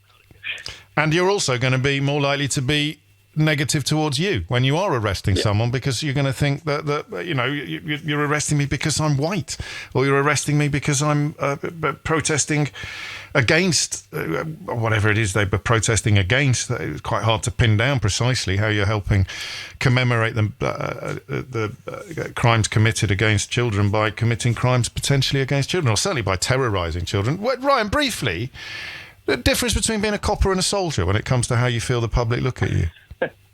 It is definitely different. It's a little bit strange. I mean, when I was a soldier, I think obviously you conceal it in public because there is that security issue. There are obviously times when we have to go out in uniform in public for whatever reason. And you did, as a soldier, get respect. People wouldn't really speak to you, but when they did, they would offer you, free drinks at the counter at McDonald's or things like that. And people would look at you, and do you know what I mean? You get that look from people that they don't hate you. Whereas as a police officer, you get the opposite. Side eyes and really. Yeah, I'm sorry to hear that, and I think that's why it's important for people like you to ring people like me, and for people like me to have more conversations like the one that we're currently having, because this is one of the last lines of defence against chaos, against anarchy, against breakdowns in civilization, which makes the decision of media figures and indeed politicians to add to the heat that is being placed on people like Ryan all the more despicable and disgusting. And speaking of soldiers, this one has asked me not to read his name, and it is quite a distinctive name, so I won't. James, I had the privilege to go on shift with my younger brother, who is a traffic officer, recently. I was in total astonishment for the entire shift as he, on his own, dealt with all manner of road policing, and frankly all types of policing, as we also went to domestics that other units couldn't get to. His bravery was constant, and his ability not to be brought down by the amount of abuse he received made me very proud. I simply cannot tell you how hard each shift was. Are you ready for the kicker? I've kind of given it away. And I'm a soldier, which I hope contextualises what police officers go through. I hope so too, mate. It's 11:45. It is 11:47 and you are listening to James O'Brien on LBC, where everyone should be sad, shouldn't they, that the UK has lost respect for the police. But it doesn't mean that the UK is wrong to have lost some respect for the police. So I've spoken so far to coppers both currently in the job and recently in the job who I would be happy to support, who I'd be happy to throw my weight behind, such as my weight is. But you know, I have lost respect for the police service, partly as a result of some of the stories that have emerged in recent years regarding their conduct, particularly on WhatsApp groups, and obviously in the context of some very, very serious crimes that have been committed by serving officers. I can mention Sarah Everard without having to mention her murderer, but of course the other, the serial rapist that we also learned about, I can't. I don't want to say his name. I don't want to provide any sort of form of infamy towards these people, but some really horrible crimes. And one of them in particular seemed to contain the almost undigestible knowledge that his colleagues thought he was dodgy. And yet did nothing. But then you get the Casey report, which essentially found that Britain's largest police force is institutionally racist, misogynist and homophobic. Interesting that Mark Rowley was unhappy with the use of the phrase institutionally racist. He wasn't sure that people would understand exactly what it meant, and worried that some of his officers would end up being unfairly maligned. But of course he's made no bones about the fact that using the phrase two-tier policing in the way that Nigel Farage frequently does, he believes actually puts police officers at risk. And at the head of the Runnymede Trust, the equality think, highly respected equality think tank, has contended that the phrase itself is racist gaslighting, which is pretty much true. It just is true. Charlie's in Manchester. Charlie, what made you pick up the phone? James, I was a police officer for over 5 years, and I left about a year ago. Okay. And also, to put it in context, my boyfriend is currently a serving police officer and refuses to leave. One of the reasons... Refuses to leave? So that makes it sound like you would quite like him to. I would very much like him to. I've been extremely worried about him the last week or so when he's been attending these riots. And one of the reasons I chose to leave was because of the negative publicity, the negative press. And I pointed out to your researcher that Lucy Letby has recently been in the news for terrible crimes, and we didn't all suddenly become fearful of nurses. But unfortunately, when there's occasions where police officers are in the news, we seem to latch on to their occupation, even if the incident has happened outside of work. And I do think that the press cover incidents that involve police officers a lot more than they do with other occupations. And also, occupations don't usually come into it. So I arrested someone while I was a police officer who was serving, again, a nurse. That just came to mind. And she did end up in the press, but it was not mentioned at all that she was a nurse. It was just the crime that she committed that she was convicted of. I'm going to push back a little bit, but I'm going to do so affectionately. The point is that your job is to uphold law and order. Therefore, if you breach law and order, it is more newsworthy. Your job is an intrinsic part of that story, in a way that if someone whose job is to keep us healthy breaches law and order, it's not the same equation. The Lucy Letby example is sound because, you know, if she has been found to have done the absolute opposite of the Hippocratic Oath. She has been found to do harm. So and she couldn't have committed her crimes unless she was a nurse. So I think there's a lot to complain about. I don't think that is necessarily the thing that should be at the top of your list, not least because I found, you know, I turned to the Louise Casey review, admittedly not your force, but the Met, the biggest force in the country. You've got 22% of staff with protected characteristics experiencing bullying from other officers, 33% of those with a long-standing illness, disability or infirmity. You're finding deep-seated homophobia. Almost 1 in 5 lesbian, gay and bisexual employees had experienced it. 30% said they had been bullied. You've got obviously black officers, I say obviously, 81% more likely to be in the misconduct system than white colleagues. You've got so many examples of institutional racism, misogyny and homophobia in the actual Met, in an actual inquiry conducted by Baroness Louise Casey into the Metropolitan Police after a police officer murdered Sarah Everard. So I don't think this is the best grievance for you to bring to the table, the idea that... Do you see what I mean? Because what we rejected a couple of years ago was the bad apple. There was too much of it going on for the bad apple theory to hold. The opposite of bad apple theory is institutional, and it's institutional, not bad apple. Lucy Letby, bad apple. Absolutely. Do you see what I mean? No one can argue with the statistics that you've just given. But I do think that the press do latch on to a police officer's occupation if something happens. And unfortunately, that is what has led to public mistrust. I do think things have changed. You know what? I think the low-level stuff is worse. I don't think anybody looks at the murder of Sarah Everard and thinks you're all murderers. But I think that the coverage of dancing at Carnival or wearing, you mentioned your boyfriend's a copper, so you'll have more perhaps personal interest in Pride events than I do, but wearing a rainbow helmet at Pride or working hard to build up relationships with sections of the community that would once have been very frightened of the police, the idea that that is not a good thing to do, the effort that right-wing media puts into maligning individual officers, that is where they're trying to tar everybody with the same brush, because they create the idea you're too busy trying to be nice to people at Pride or people at Carnival than you are catching crooks or chasing robbers. And the sad thing is that sort of outreach in the police force, it happens across all of society. So it's not just at gay pride events. It's not just... I know that while I was a police officer, invited to celebrate Eid with some of my fellow Muslim officers, which I thought was fantastic. These things happen across all of society, but certain things are latched onto. And unfortunately, there is people that want to be offended by these things, see these things and don't see them as a positive.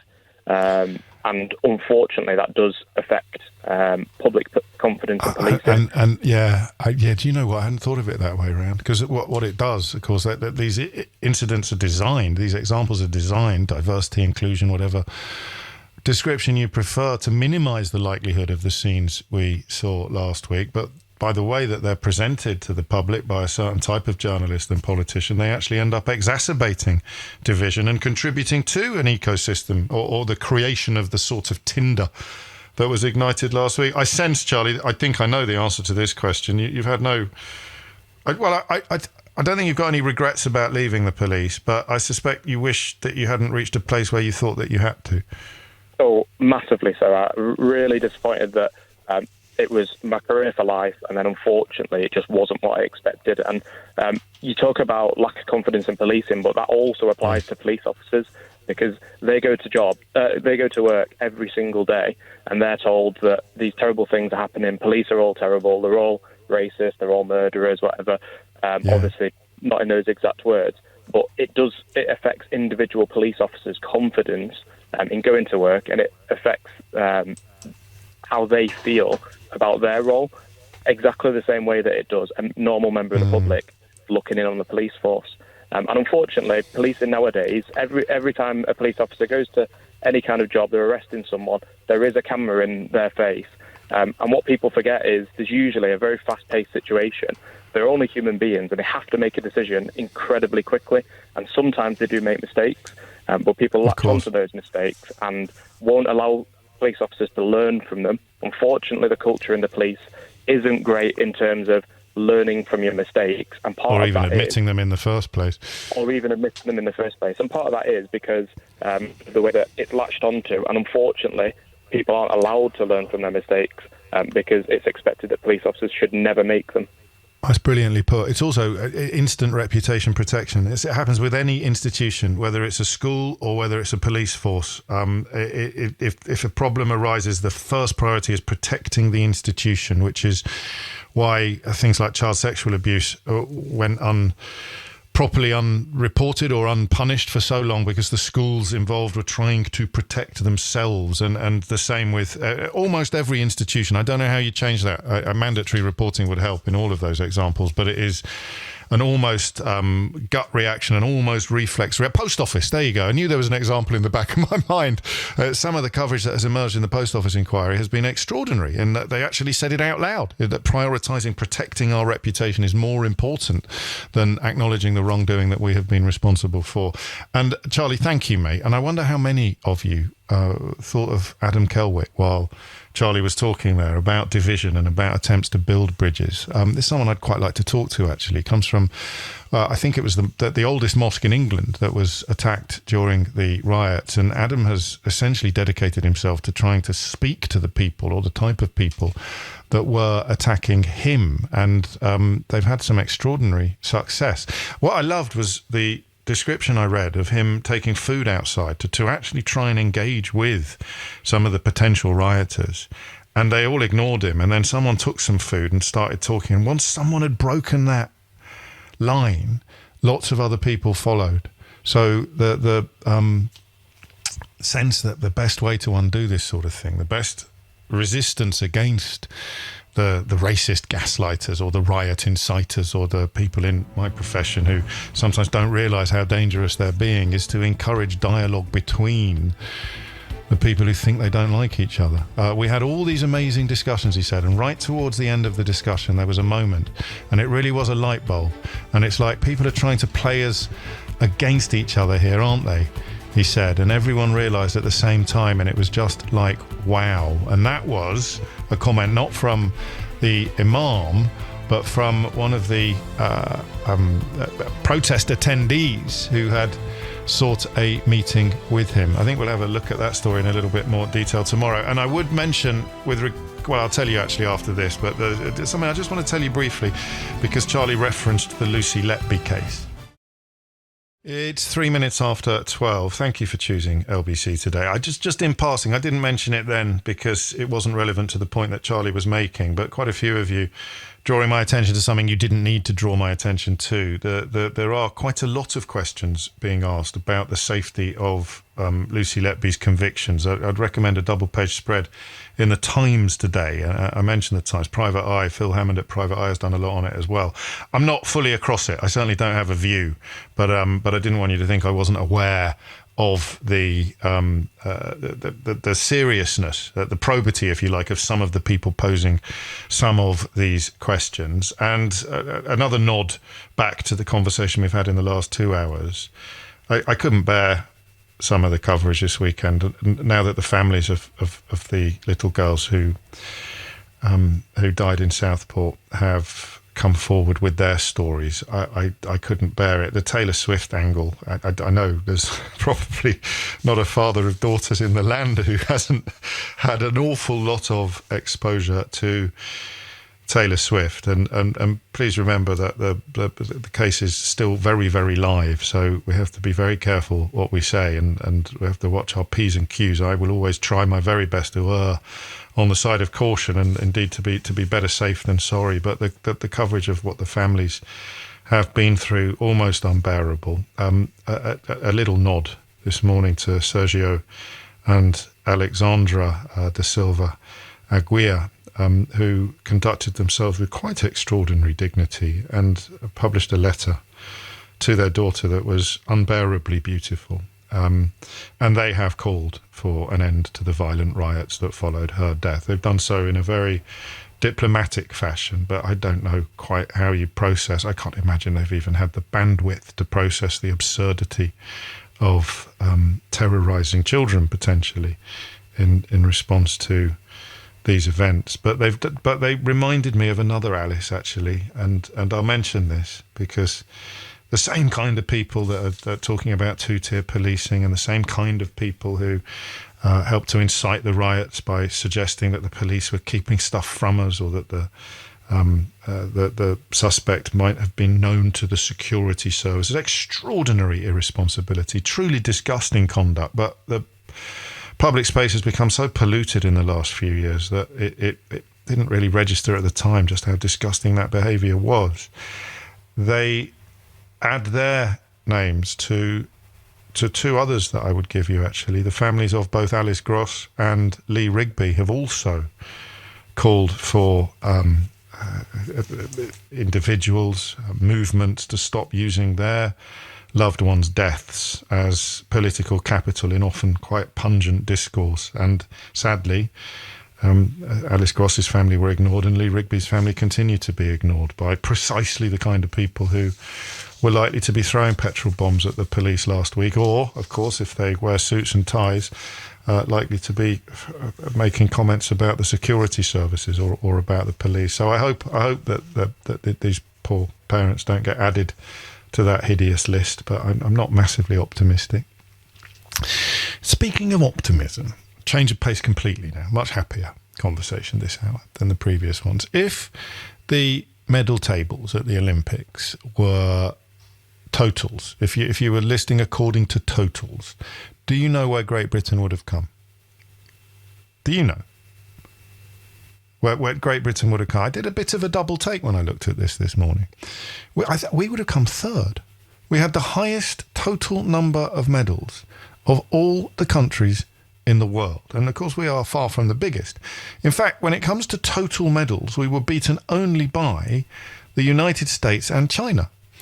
And I think that's an extraordinary achievement. But if you, as indeed the medals table does, if you focus first and usually exclusively on how many gold medals Great Britain won, then we actually came seventh. And the reason why I say usually exclusively is because if there's a tie for gold medals, then you look at silver. And if there's a tie for silver, then you look at bronze. And if there's, in highly unlikely circumstances, of there also being a tie for bronze, I presume you look at how many fourth places, even though that wouldn't necessarily constitute a medals table, or you call it a dead heat. And you crown two different countries with the same title, the same accolade. So it's interesting, this, because it's described as Britain's worst performance in the Olympic medal table for 20 years. There's only one newspaper that's really gone on in this angle, but it is, indubitably correct. It's statistically correct. This is not an opinion. This is counting. Because the medal table operates according to how many golds a competing country received, Britain came seventh, and that makes it, in terms of the total number of golds, that makes it our worst performance in 20 years.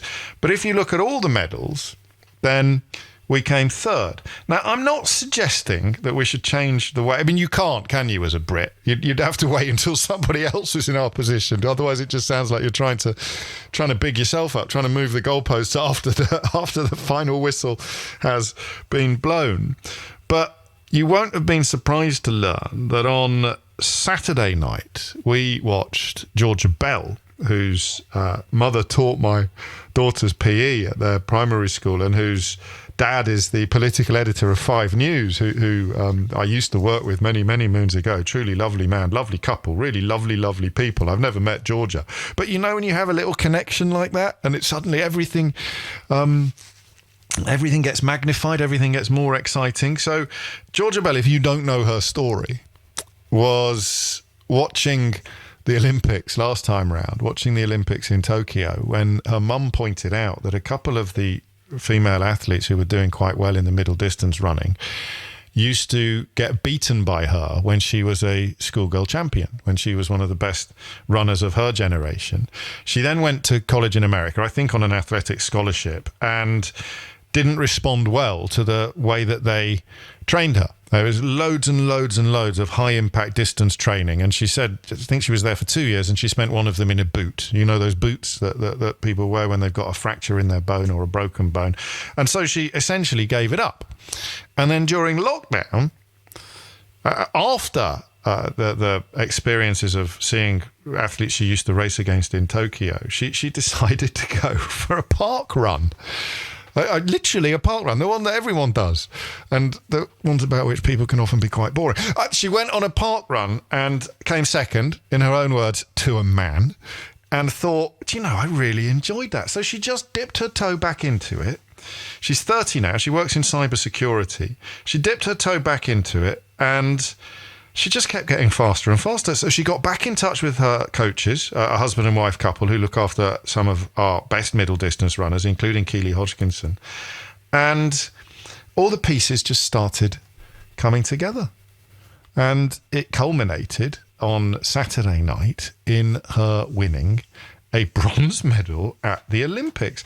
Now, I found that, for me, because of the very vague, nebulous, glory-hunting personal connection, I found that a little bit, I found that considerably more exciting than anything else that we saw in Paris. I loved Keely Hodgkinson's run. And I loved the young lad. What was his name? Was it Toby? The 21-year-old who flew up. I told you that the speed climbing and the various other iterations of climbing events were desperately exciting, didn't I? But I found her bronze at least as uplifting and in many ways more inspiring than many of the other medals. That's why I'm drawn to this notion of it's gold or nothing. This is nice from Jake. I wasn't expecting this. Hey, James, it's great to hear you talking about the Olympics. I've been over in Paris supporting my wonderful partner, Bryony Page, who completed the set winning gold. Indeed, she did. And you can't take away, no one can ever even begin to chip away at the notion of gold not being gold. Gold is the gold standard. But should we actually be a little bit more, or is there anything wrong with being very, very excited about silver and bronze? I've never quite got this. I don't think I have. I've never quite got the idea that, you're a loser or you lost. I know technically it's true, but there's a reason why there are 3 medals. If the Olympics were supposed to reflect the idea that unless you win, you lose, then there wouldn't be medals for second and third. What is a medal if not an honour? And the narrative that says if it's not gold, it's nothing, that actually dishonours the people that... He's 19, is he, the climber? Yeah, I think you're right. He's 19. Good Lord. But if he'd won a silver, it would still be absolutely magical, wouldn't it? Do you see what I mean? So I don't quite know what the question that I'm asking you is at the moment, but it's only 12:13. I've got another couple of minutes. But I'll tell you what it reminds me of. A little bit. It reminds me of when people used to get very worked up for reasons that, unfortunately, I kind of once agreed with. They used to get very worked up about sports days trying to recognise every child in the schools. Sports days being recalibrated to stop making most kids feel awful. Because if you found yourself being picked last, or you were running around, or even if you ran your absolute heart out and you never did better than 5th, sports days were always sort of designed to give all of the glory to the same 3 or 4 kids year after year after year after year. And at primary level and early secondary, it seems to me much healthier to try and encourage a love of sport without confining it to the people who were brilliant. I wish I'd done more sport at school. I stopped doing it, partly because I was a rebel without a cause and rugby at my school was a religion, but also partly because I was never going to be the best. I wasn't bad. I know you might find that hard to believe, but I wasn't the best. And in that kind of elitist environment, if you weren't the best, there were other things I could be the best at, like public speaking or acting, things where I would win the prizes, but I was never going to be the best at rugby. I was in the same year at school as Lawrence Delalio, who went on to captain England. So, that's a fairly conclusive piece of evidence that I was never going to be the best. And Easterby brothers, who played for Ireland, one of whom is now the younger one, Simon, I think, is the defence coach of the Irish rugby team. So there was some amazing world-class embryonic rugby players at my school, and so I kind of half gave it up, and I wish I hadn't, because I lost out on so much. And part of the reason why I think less gifted people give it up is partly because we create a culture that says if it's not gold, it doesn't matter. If it's not gold, it's old. There's a big but coming. I like big buts, I cannot lie. But if you don't put all the focus on gold, if you don't do this way round, if you don't essentially not dismiss necessarily, I think sometimes the dismissal is performative. It's just a sort of little bit of childish provocation, deliberately trying to wind people up by saying that silver and bronze medals don't matter. But there is a cultural sense that the gulf between gold and bronze is much more than 2 spots. The gulf between gold and silver is much more than a nanosecond. It is somehow culturally much more impressive to win gold. I'm not interested in silver. You've seen athletes say it. I think Daley Thompson on a recent brilliant documentary might have said something like that. And I don't know. I'm going to say something now that I don't think is going to come as a major shock to you. Are you ready? I am not and never will be an elite sportsman. But if I was, would a culture that essentially glorifies silver and bronze more than we currently do, would that somehow make me less likely to win gold? Do you understand what I'm saying? Is there something in the notion that by really ramming home the idea that gold, it's all about gold, you actually increase the likelihood of winning it? But as I say, I'm not an elite sportsman, so I may need a little bit of guidance on this. So there's 2 things going on here. Yeah, I think you're right. Jose Mourinho threw away a runners-up medal, but team sports tournaments with cups at the end, that's different. That's very, very different. For a start, it's 1 against 1, team against team. I think athletics is different. I was more excited about Georgia Bell's bronze than I was about anybody's gold, right? And I think that is partly because of the tenuous personal connection, but it's also because I knew the story. The story was extraordinary. So the other educational parallel I'll draw, and I want you to think about this because I think this is a bit of a kicker. Who deserves more applause? The straight A student who just got another A, or the straight F student who just got their first ever B? Who deserves more applause? Who deserves more applaud? Who has worked harder? Whose teacher has worked the biggest miracle? The teacher of the straight A student who just got another A, or the teacher of the straight F student, a straight D student who just got their first ever B? So there's something going on here that I think runs a lot deeper than mere athletics. And obviously, I think that the fact Great Britain got the 3rd highest total number of medals at the Paris Olympics in 2024 should involve a hell of a lot more praise and plaudits than it has managed to achieve so far. It's 18 minutes after 12. The number you need is 0345 6060973 is the number you need both for WhatsApp and to call in. And God, everyone's listening today. Charlie's just texted in saying, by the way, I'm the producer of the Daley Thompson documentary that James has just mentioned. And Cam's been in touch to say, James, would you be happy becoming the 3rd best radio presenter in the world? Well, the truth is, Cam, I could probably live with the relegation, but I think it would smart a bit. It's 12:19. So Ben says, can we all try and guess which Olympic sport you'd be best at, James? I'm going for trampolining, which reminded me of some research that YouGov did. And it looks at how many Britons reckon they could qualify for the 2028 Olympics if they started training today. So if you haven't seen this story, what percentage of Britons reckon they could qualify for the 2028 Olympics if they started training today? All right, just text me that one, 84850, or WhatsApp it to 0345 6060973.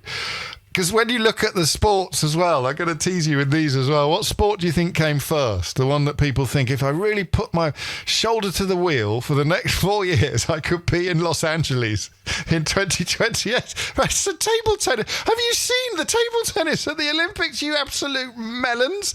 It's like super powered.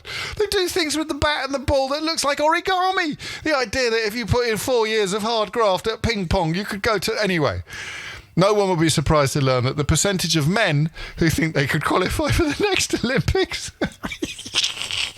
is higher than the percentage of women. So have a guess at that, and then have a guess at what sports you think are much higher up than other sports. And yes, I also found the Australian breakdancer Rachel Gunn magnificent in all sorts of ways. And that's another story that actually has a lot more going on than you might otherwise realise. My friend Pete Fitzsimmons, who used to play rugby for Australia, and now a brilliant writer. It's some fantastic history books, but he's written a great article about Ray Gunn, as she's called, that I heartily recommend as well. But the question of gold, and whether or not, if you took away slightly from the idea that gold is everything and that silver is losing, you would actually make your athletes, your players, less likely to win gold, or whether, as I suggest, getting the third highest total number of medals is a more important achievement than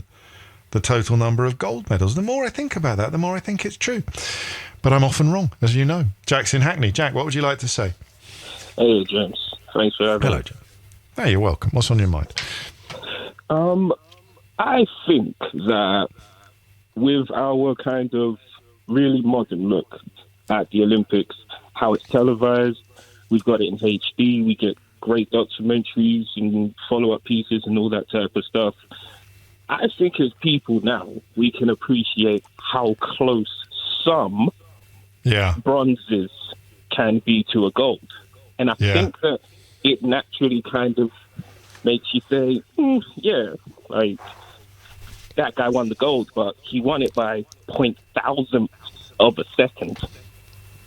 So, which you wouldn't back in the day. That probably would have been a dead heat, wouldn't it? Because the technology wouldn't have existed to put a cigarette paper between the two of them.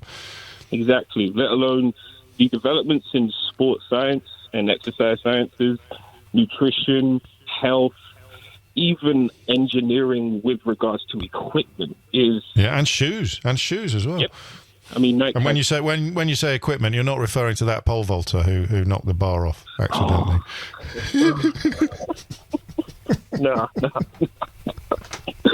No, but that was a story. So that means that you still. So how would we do it? Maybe 3 points for a gold, 2 for a silver, 1 for a bronze. So actually, if you win 100 bronzes and only 30 golds, you come top of the medal table. I think that would be fair. I could live with that. At the moment, I have to admit, I wouldn't advocate for a change to the table yet. I would put it definitely in consideration.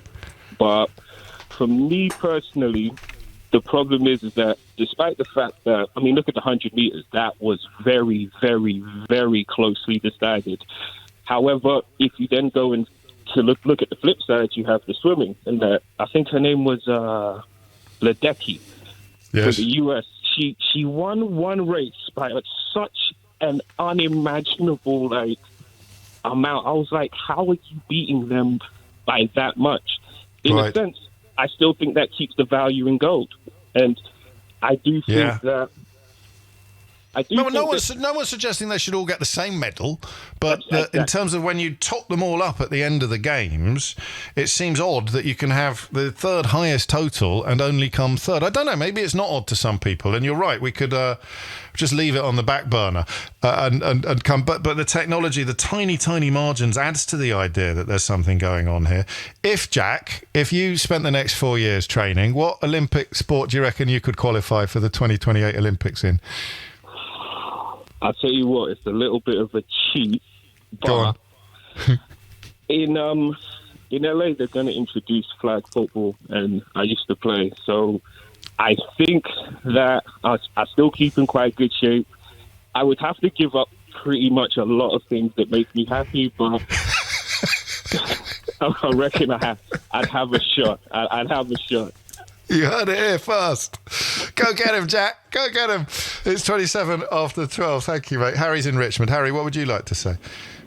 Hi. So I think it's a lot bigger a deal of just getting to the Olympics than a lot of people think. And one thing that a lot of people don't recognise is 8th place in an Olympic final gets you sponsorships, it gets you prize monies, it gets you a lot of different things. Purely coming dead last in the final is a lot harder than a lot of people think. And that's just the last person. Well, not on the day. Not on the day, Harry. On the day, it's really easy to come last. but to get into the race because, I'm not bigging myself up. I would come last in the Olympic 100 metres final. So I've seen that. Actually. But to get there, to be the 8th fastest in the world that year is an astonishing achievement, and it's slightly undervalued by all the gold fetishization that goes on, perhaps. Yeah. So I saw your the study that not study, but the kind of questionnaire survey that was taken on. Yeah, I saw that survey, and 6% of Brits thought they could make the 100-meter final. So I'm a 400-meter sprinter. I train every morning at 5 a.m. so that I'm home before my kids wake up. Wow. And I spend maybe 16 to 20 hours a week on the track and in the gym. All sorts of things go on behind this, and I can tell you now, I started my 2028 Los Angeles Olympics journey back in 2012. Wow. I was never going to go to any of these Olympics. Like, I would love to go to the Los Angeles Olympics, but I was never going to, because the sheer performance that you have to put out. So I've got friends who went to the Olympics. I've got friends who medaled at the Olympics as well. So for one, there's Samuel Reardon, who is a Bromley athlete competing in the 4x400s, and he was part of the team that won bronze in the Olympic final for the mixed relay, and that is a very big achievement because of course it is. It's a huge achievement. It's a mammoth. It's a mammoth achievement, and his backstory will add to the sense of achievement. Which the more you know about it, in your case, in my case with Georgia Bell, the more magical that bronze becomes. What's the dream for you then, Harry? What is it that you're striving towards with this training regime? I mean, obviously, I would love to say that I can go to the Olympics. I mean, I've been dreaming of it since 2012, and it's what I get up every day to try and do. I've also become quite passionate about it, so it's not really something I think I'll ever give up. But right. I mean, it's just about being able to do something, because this is a feat. This is a real big feat. It is a feat. That's a great word. It's a huge feat. Where are you? Where do you sit in the national rankings, if I'm not being too nosy? Top 100, I think. Yeah? But so that's why you're so offended. You're so offended by 6% of people who think they could be in the 100 metres. Nobody knows. Unless you're on the journey, nobody will ever know. And for that, I wish them the best of luck. Just don't get your hopes up. Don't get your hopes up. Don't buy your ticket yet, Harry. Take care, mate. I love this. Oddly, Rugby Sevens has got one of the lowest responses. Only 3% of people think they could be in the Rugby Sevens. Oddly, there'll be some people currently playing basketball or just very fast runners who've never played rugby in their life, who, if they did actually get taught rugby, could probably quite easily get into the Rugby Sevens. But no, he's absolutely right. 6% of people think that they could be in both the 100-metre sprint and the 100 metres breaststroke swimming. Have you seen the footage of what happens when someone like Michael Thorpe goes up against normal swimmers or even like good club swimmers? If you put Usain Bolt up against good club athletes, he's finished before they've even got upright. I love this. But what do you think comes top? I haven't given you the overall percentage yet, the number of Brits, the percentage of Brits who think they could easily, well, not easily, they think they could qualify for the next Olympics if they started training today. And what do you think are the top 5 subjects? I'm telling you now, the 5th discipline that people think they could qualify for is even funnier than the 100-metre sprint optimists. It really is. I'll tell you a story, only from something I saw on the telly, about why that's so ridiculous, after Amelia Cox brings you the very latest headlines. It is 12:35. You're listening to James O'Brien on at LBC. Do you think it's a reflection of how little exercise we do these days? People think, I put in 4 years, I could be at the Olympics. So 27% of the population think they would definitely, probably, qualify for at least one of the sports listed, with 10-metre air rifle shooting coming out on top. And bizarrely, it's something I don't think I've ever actually told you. I did 10-metre air rifle shooting for So about 6 or 7 years of my life, once a week, with competitions in between against other schools. And I was quite good at it. But that's 6 or 7 years of training, and I wasn't even the best in my own school, let alone the best in the country, so that I would qualify for the Olympics. 13% of the population think they could qualify for the archery, which I suppose you're thinking about eye-hand coordination, but... oh dear, badminton, do me a favour, table tennis, absolute madness. And then the one that took my breath away, 7% of the population think that they would definitely probably qualify for at least one sport listed. 7% think they'd qualify for the rowing. I misread that at first. I thought it said rowing, and then I thought, yeah, actually, mate, you probably could get yourself into the Olympic team if it was rowing, but it's not rowing, it's rowing. There's a documentary about... I wonder if the director's listening. There was a documentary about Steve Redgrave's generation of rowers, looking at the training regime. And Redgrave, I don't think I've misremembered this, every single day, at least once, he would, on the rowing machine, go as fast as he possibly could until his body just literally... gave out, and he would fall off the machine vomiting, and he would push himself to that point every single day for pretty much his entire adult life. I remember watching that and thinking, I don't know if I could do that if my life depended on it.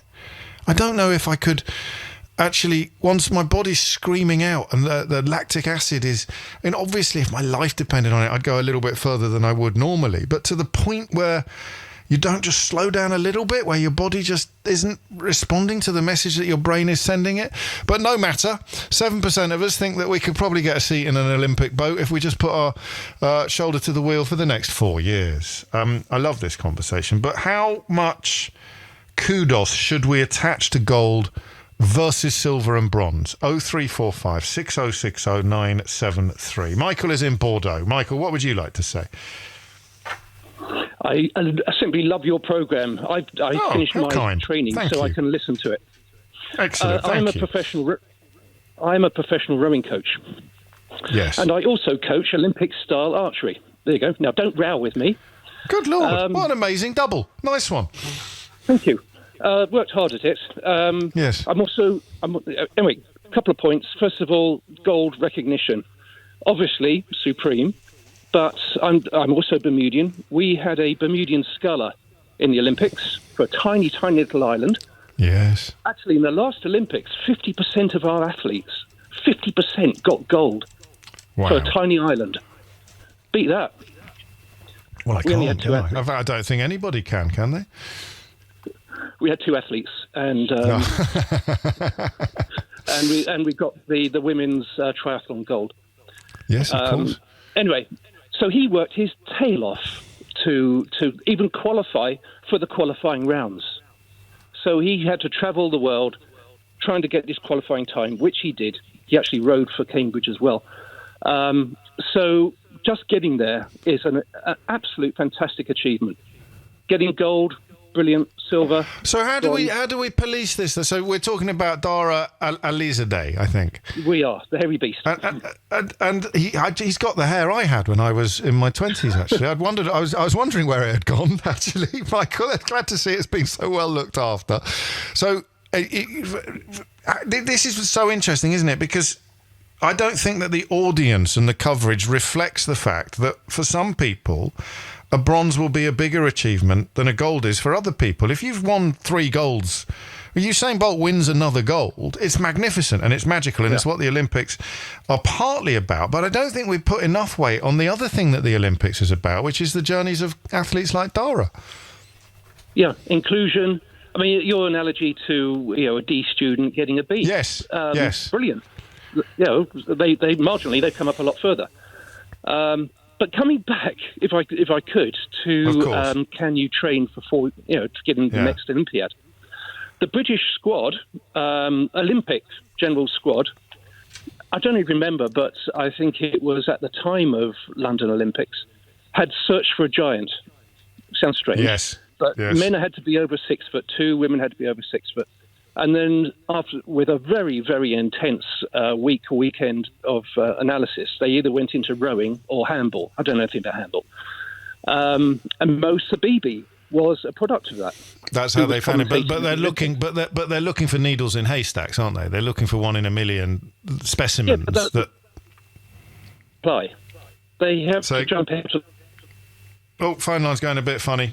So you could find someone. There will be people in existence who could be at the Olympics having never played a sport before, or having done it at a very low level in the next 4 years. But of course, the idea that 27%, 30% of men, no less, could get there if they started training now is absolutely ridiculous. Thank you, Michael. The phone line went a bit south, but thank you so much for the kind words as well. And some of the other ones that are quite high up. So 6% think they could get into the 100-metre sprint or the cycling road race. I got on my normal bicycle the other day after riding a line bike for much of since spring, and I thought I was ill. I thought something had happened to my legs. It's just a line bike, which, if you don't know, if you're not in a town where they are on every street corner, it's got a little electric engine, so you're slightly propelled, or maybe more than slightly propelled, actually. It's particularly helpful on hills, but I hadn't realised how helpful it was on the flat.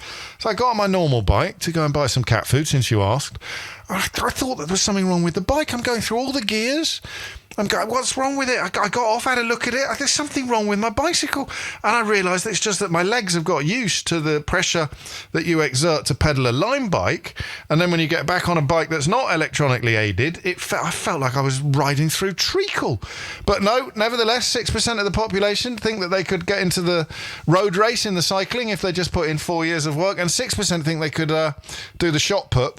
And another one that you'll be very surprised to learn I have some experience of is the trampoline. There's a few Olympics ago, 2 or 3 Olympics ago, I went to train with an Olympic trampolinist, Kat Driscoll, her name was. She was lovely. And I nearly broke her arm, actually. She was trying to help me do a jump. And I held onto her hand for a little bit too long. I nearly broke it. So that would have been very But trampoline, have you seen these people? You wouldn't be able to jump as high as they jump, even without doing any twirls and somersaults. You'd be too frightened. And you'd miss the trampoline. They go so high in the sky that even coming down in the right direction is an enormous gift, is an enormous skill. Who are these people who think they could qualify for the Olympics? I've no idea. Where are we going next? Andrew, I think, in Ulverston. Andrew, what would you like to say? Just regarding kind of what sport I do, I think I wouldn't be any good at anything to do with the Olympics other than maybe the guy that sits at the end of the runway for the long jump who raises the flag. I don't think you get any medals for that. You don't get any medals for that. But also, you can't look away. You've got to be on tip-top mental condition to do that. Absolutely. Anyway, my point. Yes. I don't think there's anything wrong with focusing on gold, okay. But I do think that there are effectively 2 types of silver and bronze. There's the silver that's won by the world champion favourite coming into the Olympics, and they're disappointed to get silver. And then there is the silver and bronzes, which are won by people who have on paper, have absolutely no chance of winning anything. Yes. And they do it. And you can tell, I have no qualifications whatsoever to talk about this from a, sporting perspective, but you can tell. Nor do I, mate. Nor do I, but we're doing all right. I'm obviously clearly an expert in every Olympic sport, having watched a lot of them over the last 2 weeks. Same here. Especially speed climbing. You can tell by the TV interviews afterwards how much a medal means to people, and you can tell those 2 different types. And we saw it a lot just with where we missed out on gold by fractions of seconds. But there are those 2 different types of medals, and you're absolutely right. But I think there's 2 different types of spectator as well. There's the ones that understand what you've described and can take as much joy from the second sort of silver or bronze that you described as they do from the first sort of gold. Yes, very much so. And it's those stories, as you say, it's those stories behind it that really make that difference. And then there's the kind of spectator that can't, because they're misanthropic or whatever it may be. But I like that. Thank you, Andrew. Speed climbing. If I had my time again, I think I'd have had a crack at speed climbing as a kid. I'd have been rubbish at it, but it just looks so exciting. It's 12:45. You're listening to James O'Brien on LBC. Mentioned the Imam in Liverpool who has been doing amazing work with his community. Well, not necessarily just with his community, but also with some of the people that were minded to attack his mosque, Adam Kelwick. And I mentioned today that when we started talking about the Olympics, a lot of people associated with the Olympics got in touch. Adam's rung in himself, and we'll find out a little bit more about what he's been up to after this.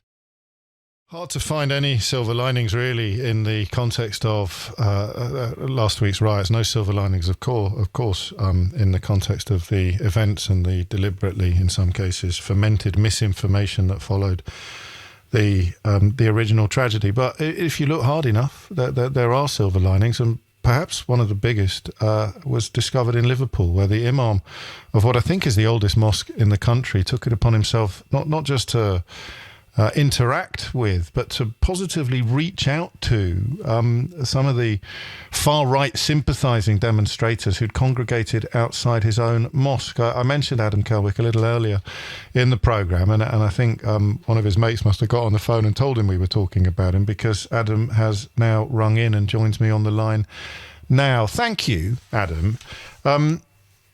Why did you do it? Where did the idea... I know you work with the Light Foundation, which I know a little bit about, which is a much longer-term project designed to build bridges between communities and to try to diffuse suspicion and negativity. But in the context of a mob potentially convening on the steps of your own mosque, where did the precise moment come from that you thought, you know what, I'm going to go out there. I'm not just going to go out there, I'm going to take them some scran. Yeah, so as you rightly mentioned, it's the oldest mosque in the country. It was founded in Victorian times by an amazingly interesting gentleman called Sheikh Abdullah William Henry Quilliam. And we also have a story where back in Victorian times, 120 years ago, a violent mob gathered outside the same mosque, and they threw stones at the windows and they smashed some of the windows. His response the day after, and just for a bit of context, the first Muslim community in the whole of the UK were this bunch of white Scouse Muslims. And so the next day... Adam, we're losing the phone line a bit. Hopefully it won't go down again, but I got as far as white Scouse. The first Muslim community in the UK was a bunch of white Scouse what? That's right. They were white Scouse Muslims, and their leader opened the doors to the people who were protesting, fed people food, and invited them in for discussion, basically. And amazing things happened. That community was very vibrant. They were all about serving society. They ran an orphanage. They ran a women's refuge, printing presses, free education, which in Victorian times it wasn't. Yeah. It wasn't widely available for people back then, and it was such a vibrant community, and we decided to take a page out of their book. What I was saying to my people as well, because many people within the Muslim community were skeptical of this, they were saying to me things like, no, you can't speak to these people, they don't understand, they're full of hatred. And what I was saying to them is, they're attacking us for being Muslim, they're attacking us for following the Quran. They're attacking us for taking the Prophet Muhammad as a leader and an example. So why don't we do that? And I kind of spoke to them from an Islamic perspective. The Quran. What's the first thing you say, Adam? What's the very first thing you say? I've seen some of the photographs. Some very powerful footage of you hugging and shaking hands and breaking bread. And I've seen the ITV News interview that you did in conjunction with one of the men that you've reached out to. But when you come out of the mosque and you walk towards the threat, what's the first thing you say to them in order to try and break down these barriers?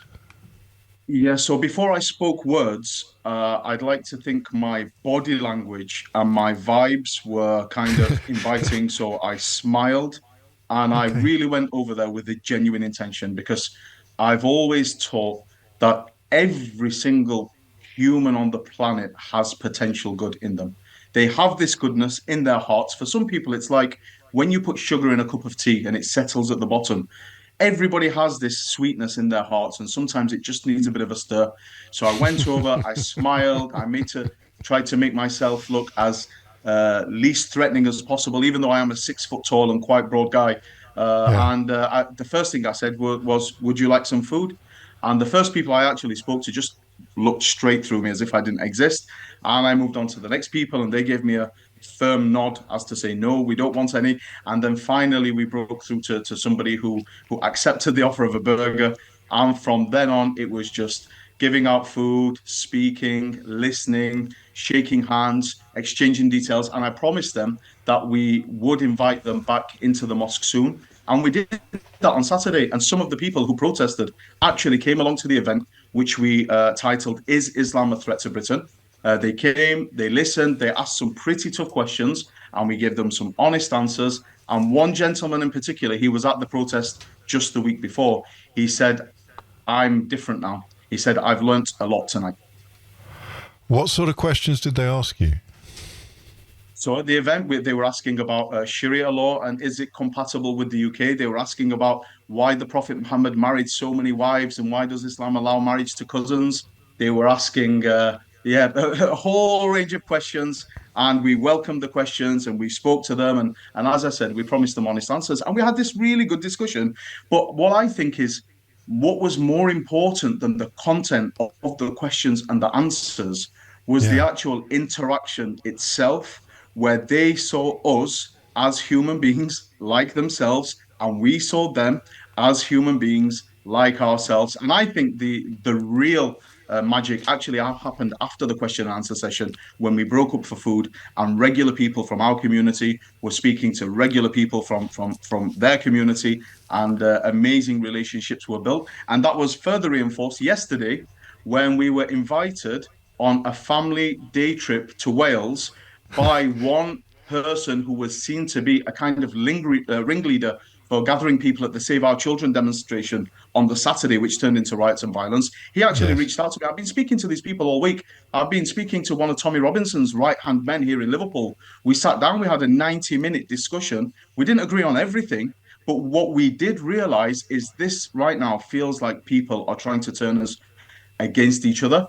And I'm glad. So in the Scouse circles in Liverpool, from the north to the south, a lot of people who've been dragged into this narrative kind of realized that they've been duped, and a firm message is coming out. And it came out from the valleys of North Wales yesterday, when me and the Muslim group stopped to pray in one of the valleys, and it felt so safe, because these people who just last week were protesting side by side with right-wing fascists, when now we felt safe, we felt confident that they were there. If anybody did wish any harm upon us, they were there to defend us and protect us. And so these amazing relationships have been built.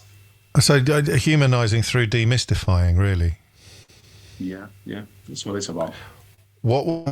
How do you keep... This is what I've been telling my congregation as well. I've been telling them, don't brush them all with the same brush. And I'm sure you know this as well, James, because you speak to a lot of people in this situation. Sure. The vast majority of the people who were amongst their ranks protesting, I believe, were genuine people with genuine concerns. They've just been dragged into this narrative. And I just received a message within the last hour or two. And I'll just share some of this. So this was somebody who was at the Save Our Children protest. He's reached out to me. He sent me a message saying he'd like to meet up with me. And he said, I also see this as an opportunity to admit where I was wrong. Not everybody in that crowd last Saturday held ill intentions. And if we want those people to learn where they've been misinformed, then I have to admit my mistake as well as allow them that space. So this is it. People are coming together. And Liverpool is the place that this happens. You can't resist it, can you? At the end, but you're right. Liverpool does have a history of resisting fascism in particular, which is why some of my callers last week were from Liverpool were particularly emotional about the fact that things appeared to have gone backwards on streets where once fascism would have been resisted with every sinew. I hope we can talk again, Adam. I'd love to find out more about what you're doing, and I want to stress as I say goodbye that not only were you doing this before the recent flare-ups, but you're clearly committed to continuing doing it long after. That's right. People are saying we just want things to go back to how they were before the riots. I'm saying no. We've entered into a new phase now. Alliances have been built, friendships have been made, and we're not going to allow people to do this to us again. I like that, and yes, exactly, because it's about Tinder, isn't it? And but thank you, Adam Kelwick, the imam of the oldest mosque in the country there, as you heard, the Abdullah Quilliam Society Mosque up in Liverpool, the oldest in England, and the person he was referring to as having had a genuine light bulb moment, a chap called Mark. You can see that on the ITV News website, and a lot of you getting in touch with me to tell you how moved you are by what Adam had to say, and indeed what he has done and what he was talking about. I'd urge you to have a little look at that as well. It went up on Friday of last week, and contains similarly uplifting and inspirational words and experiences, descriptions. I'm out of time, I think. Ryan in Liverpool, my apologies. You were going to talk about Katarina Johnson-Thompson, which is a wonderful example, actually, of a silver that was worth... I can't believe we got all the way to 12.59 and I haven't actually realised what the cliche that has been hanging in front of me for the entire hour of this conversation about whether we put more... too much emphasis on gold medals when other achievements in silver and bronze, and even as Richard Harry in Richmond reminded us, sometimes coming 8th, getting to the Olympic final at all is an extraordinary achievement. Can a silver medal, I should have said, ever be worth more than its weight in gold? But that might have been a little bit too icky. That's it from me for another day. We will do it all again tomorrow morning from 10. If you're coming to my event in Edinburgh, I'll see you in half an hour, would you believe? But if you missed any of today's show, you can listen back on Catch Up on Global Player, where you'll also find all of LBC's shows to catch up on, as well as all of Global's live radio stations. So do download Global Player. It's free. Get it from your app store or head to globalplayer.com. Tom Swarbrick with you at 4 on LBC, but now sitting in for Sheila Fogarty, it's Matthew Wright. James O'Brien on LBC.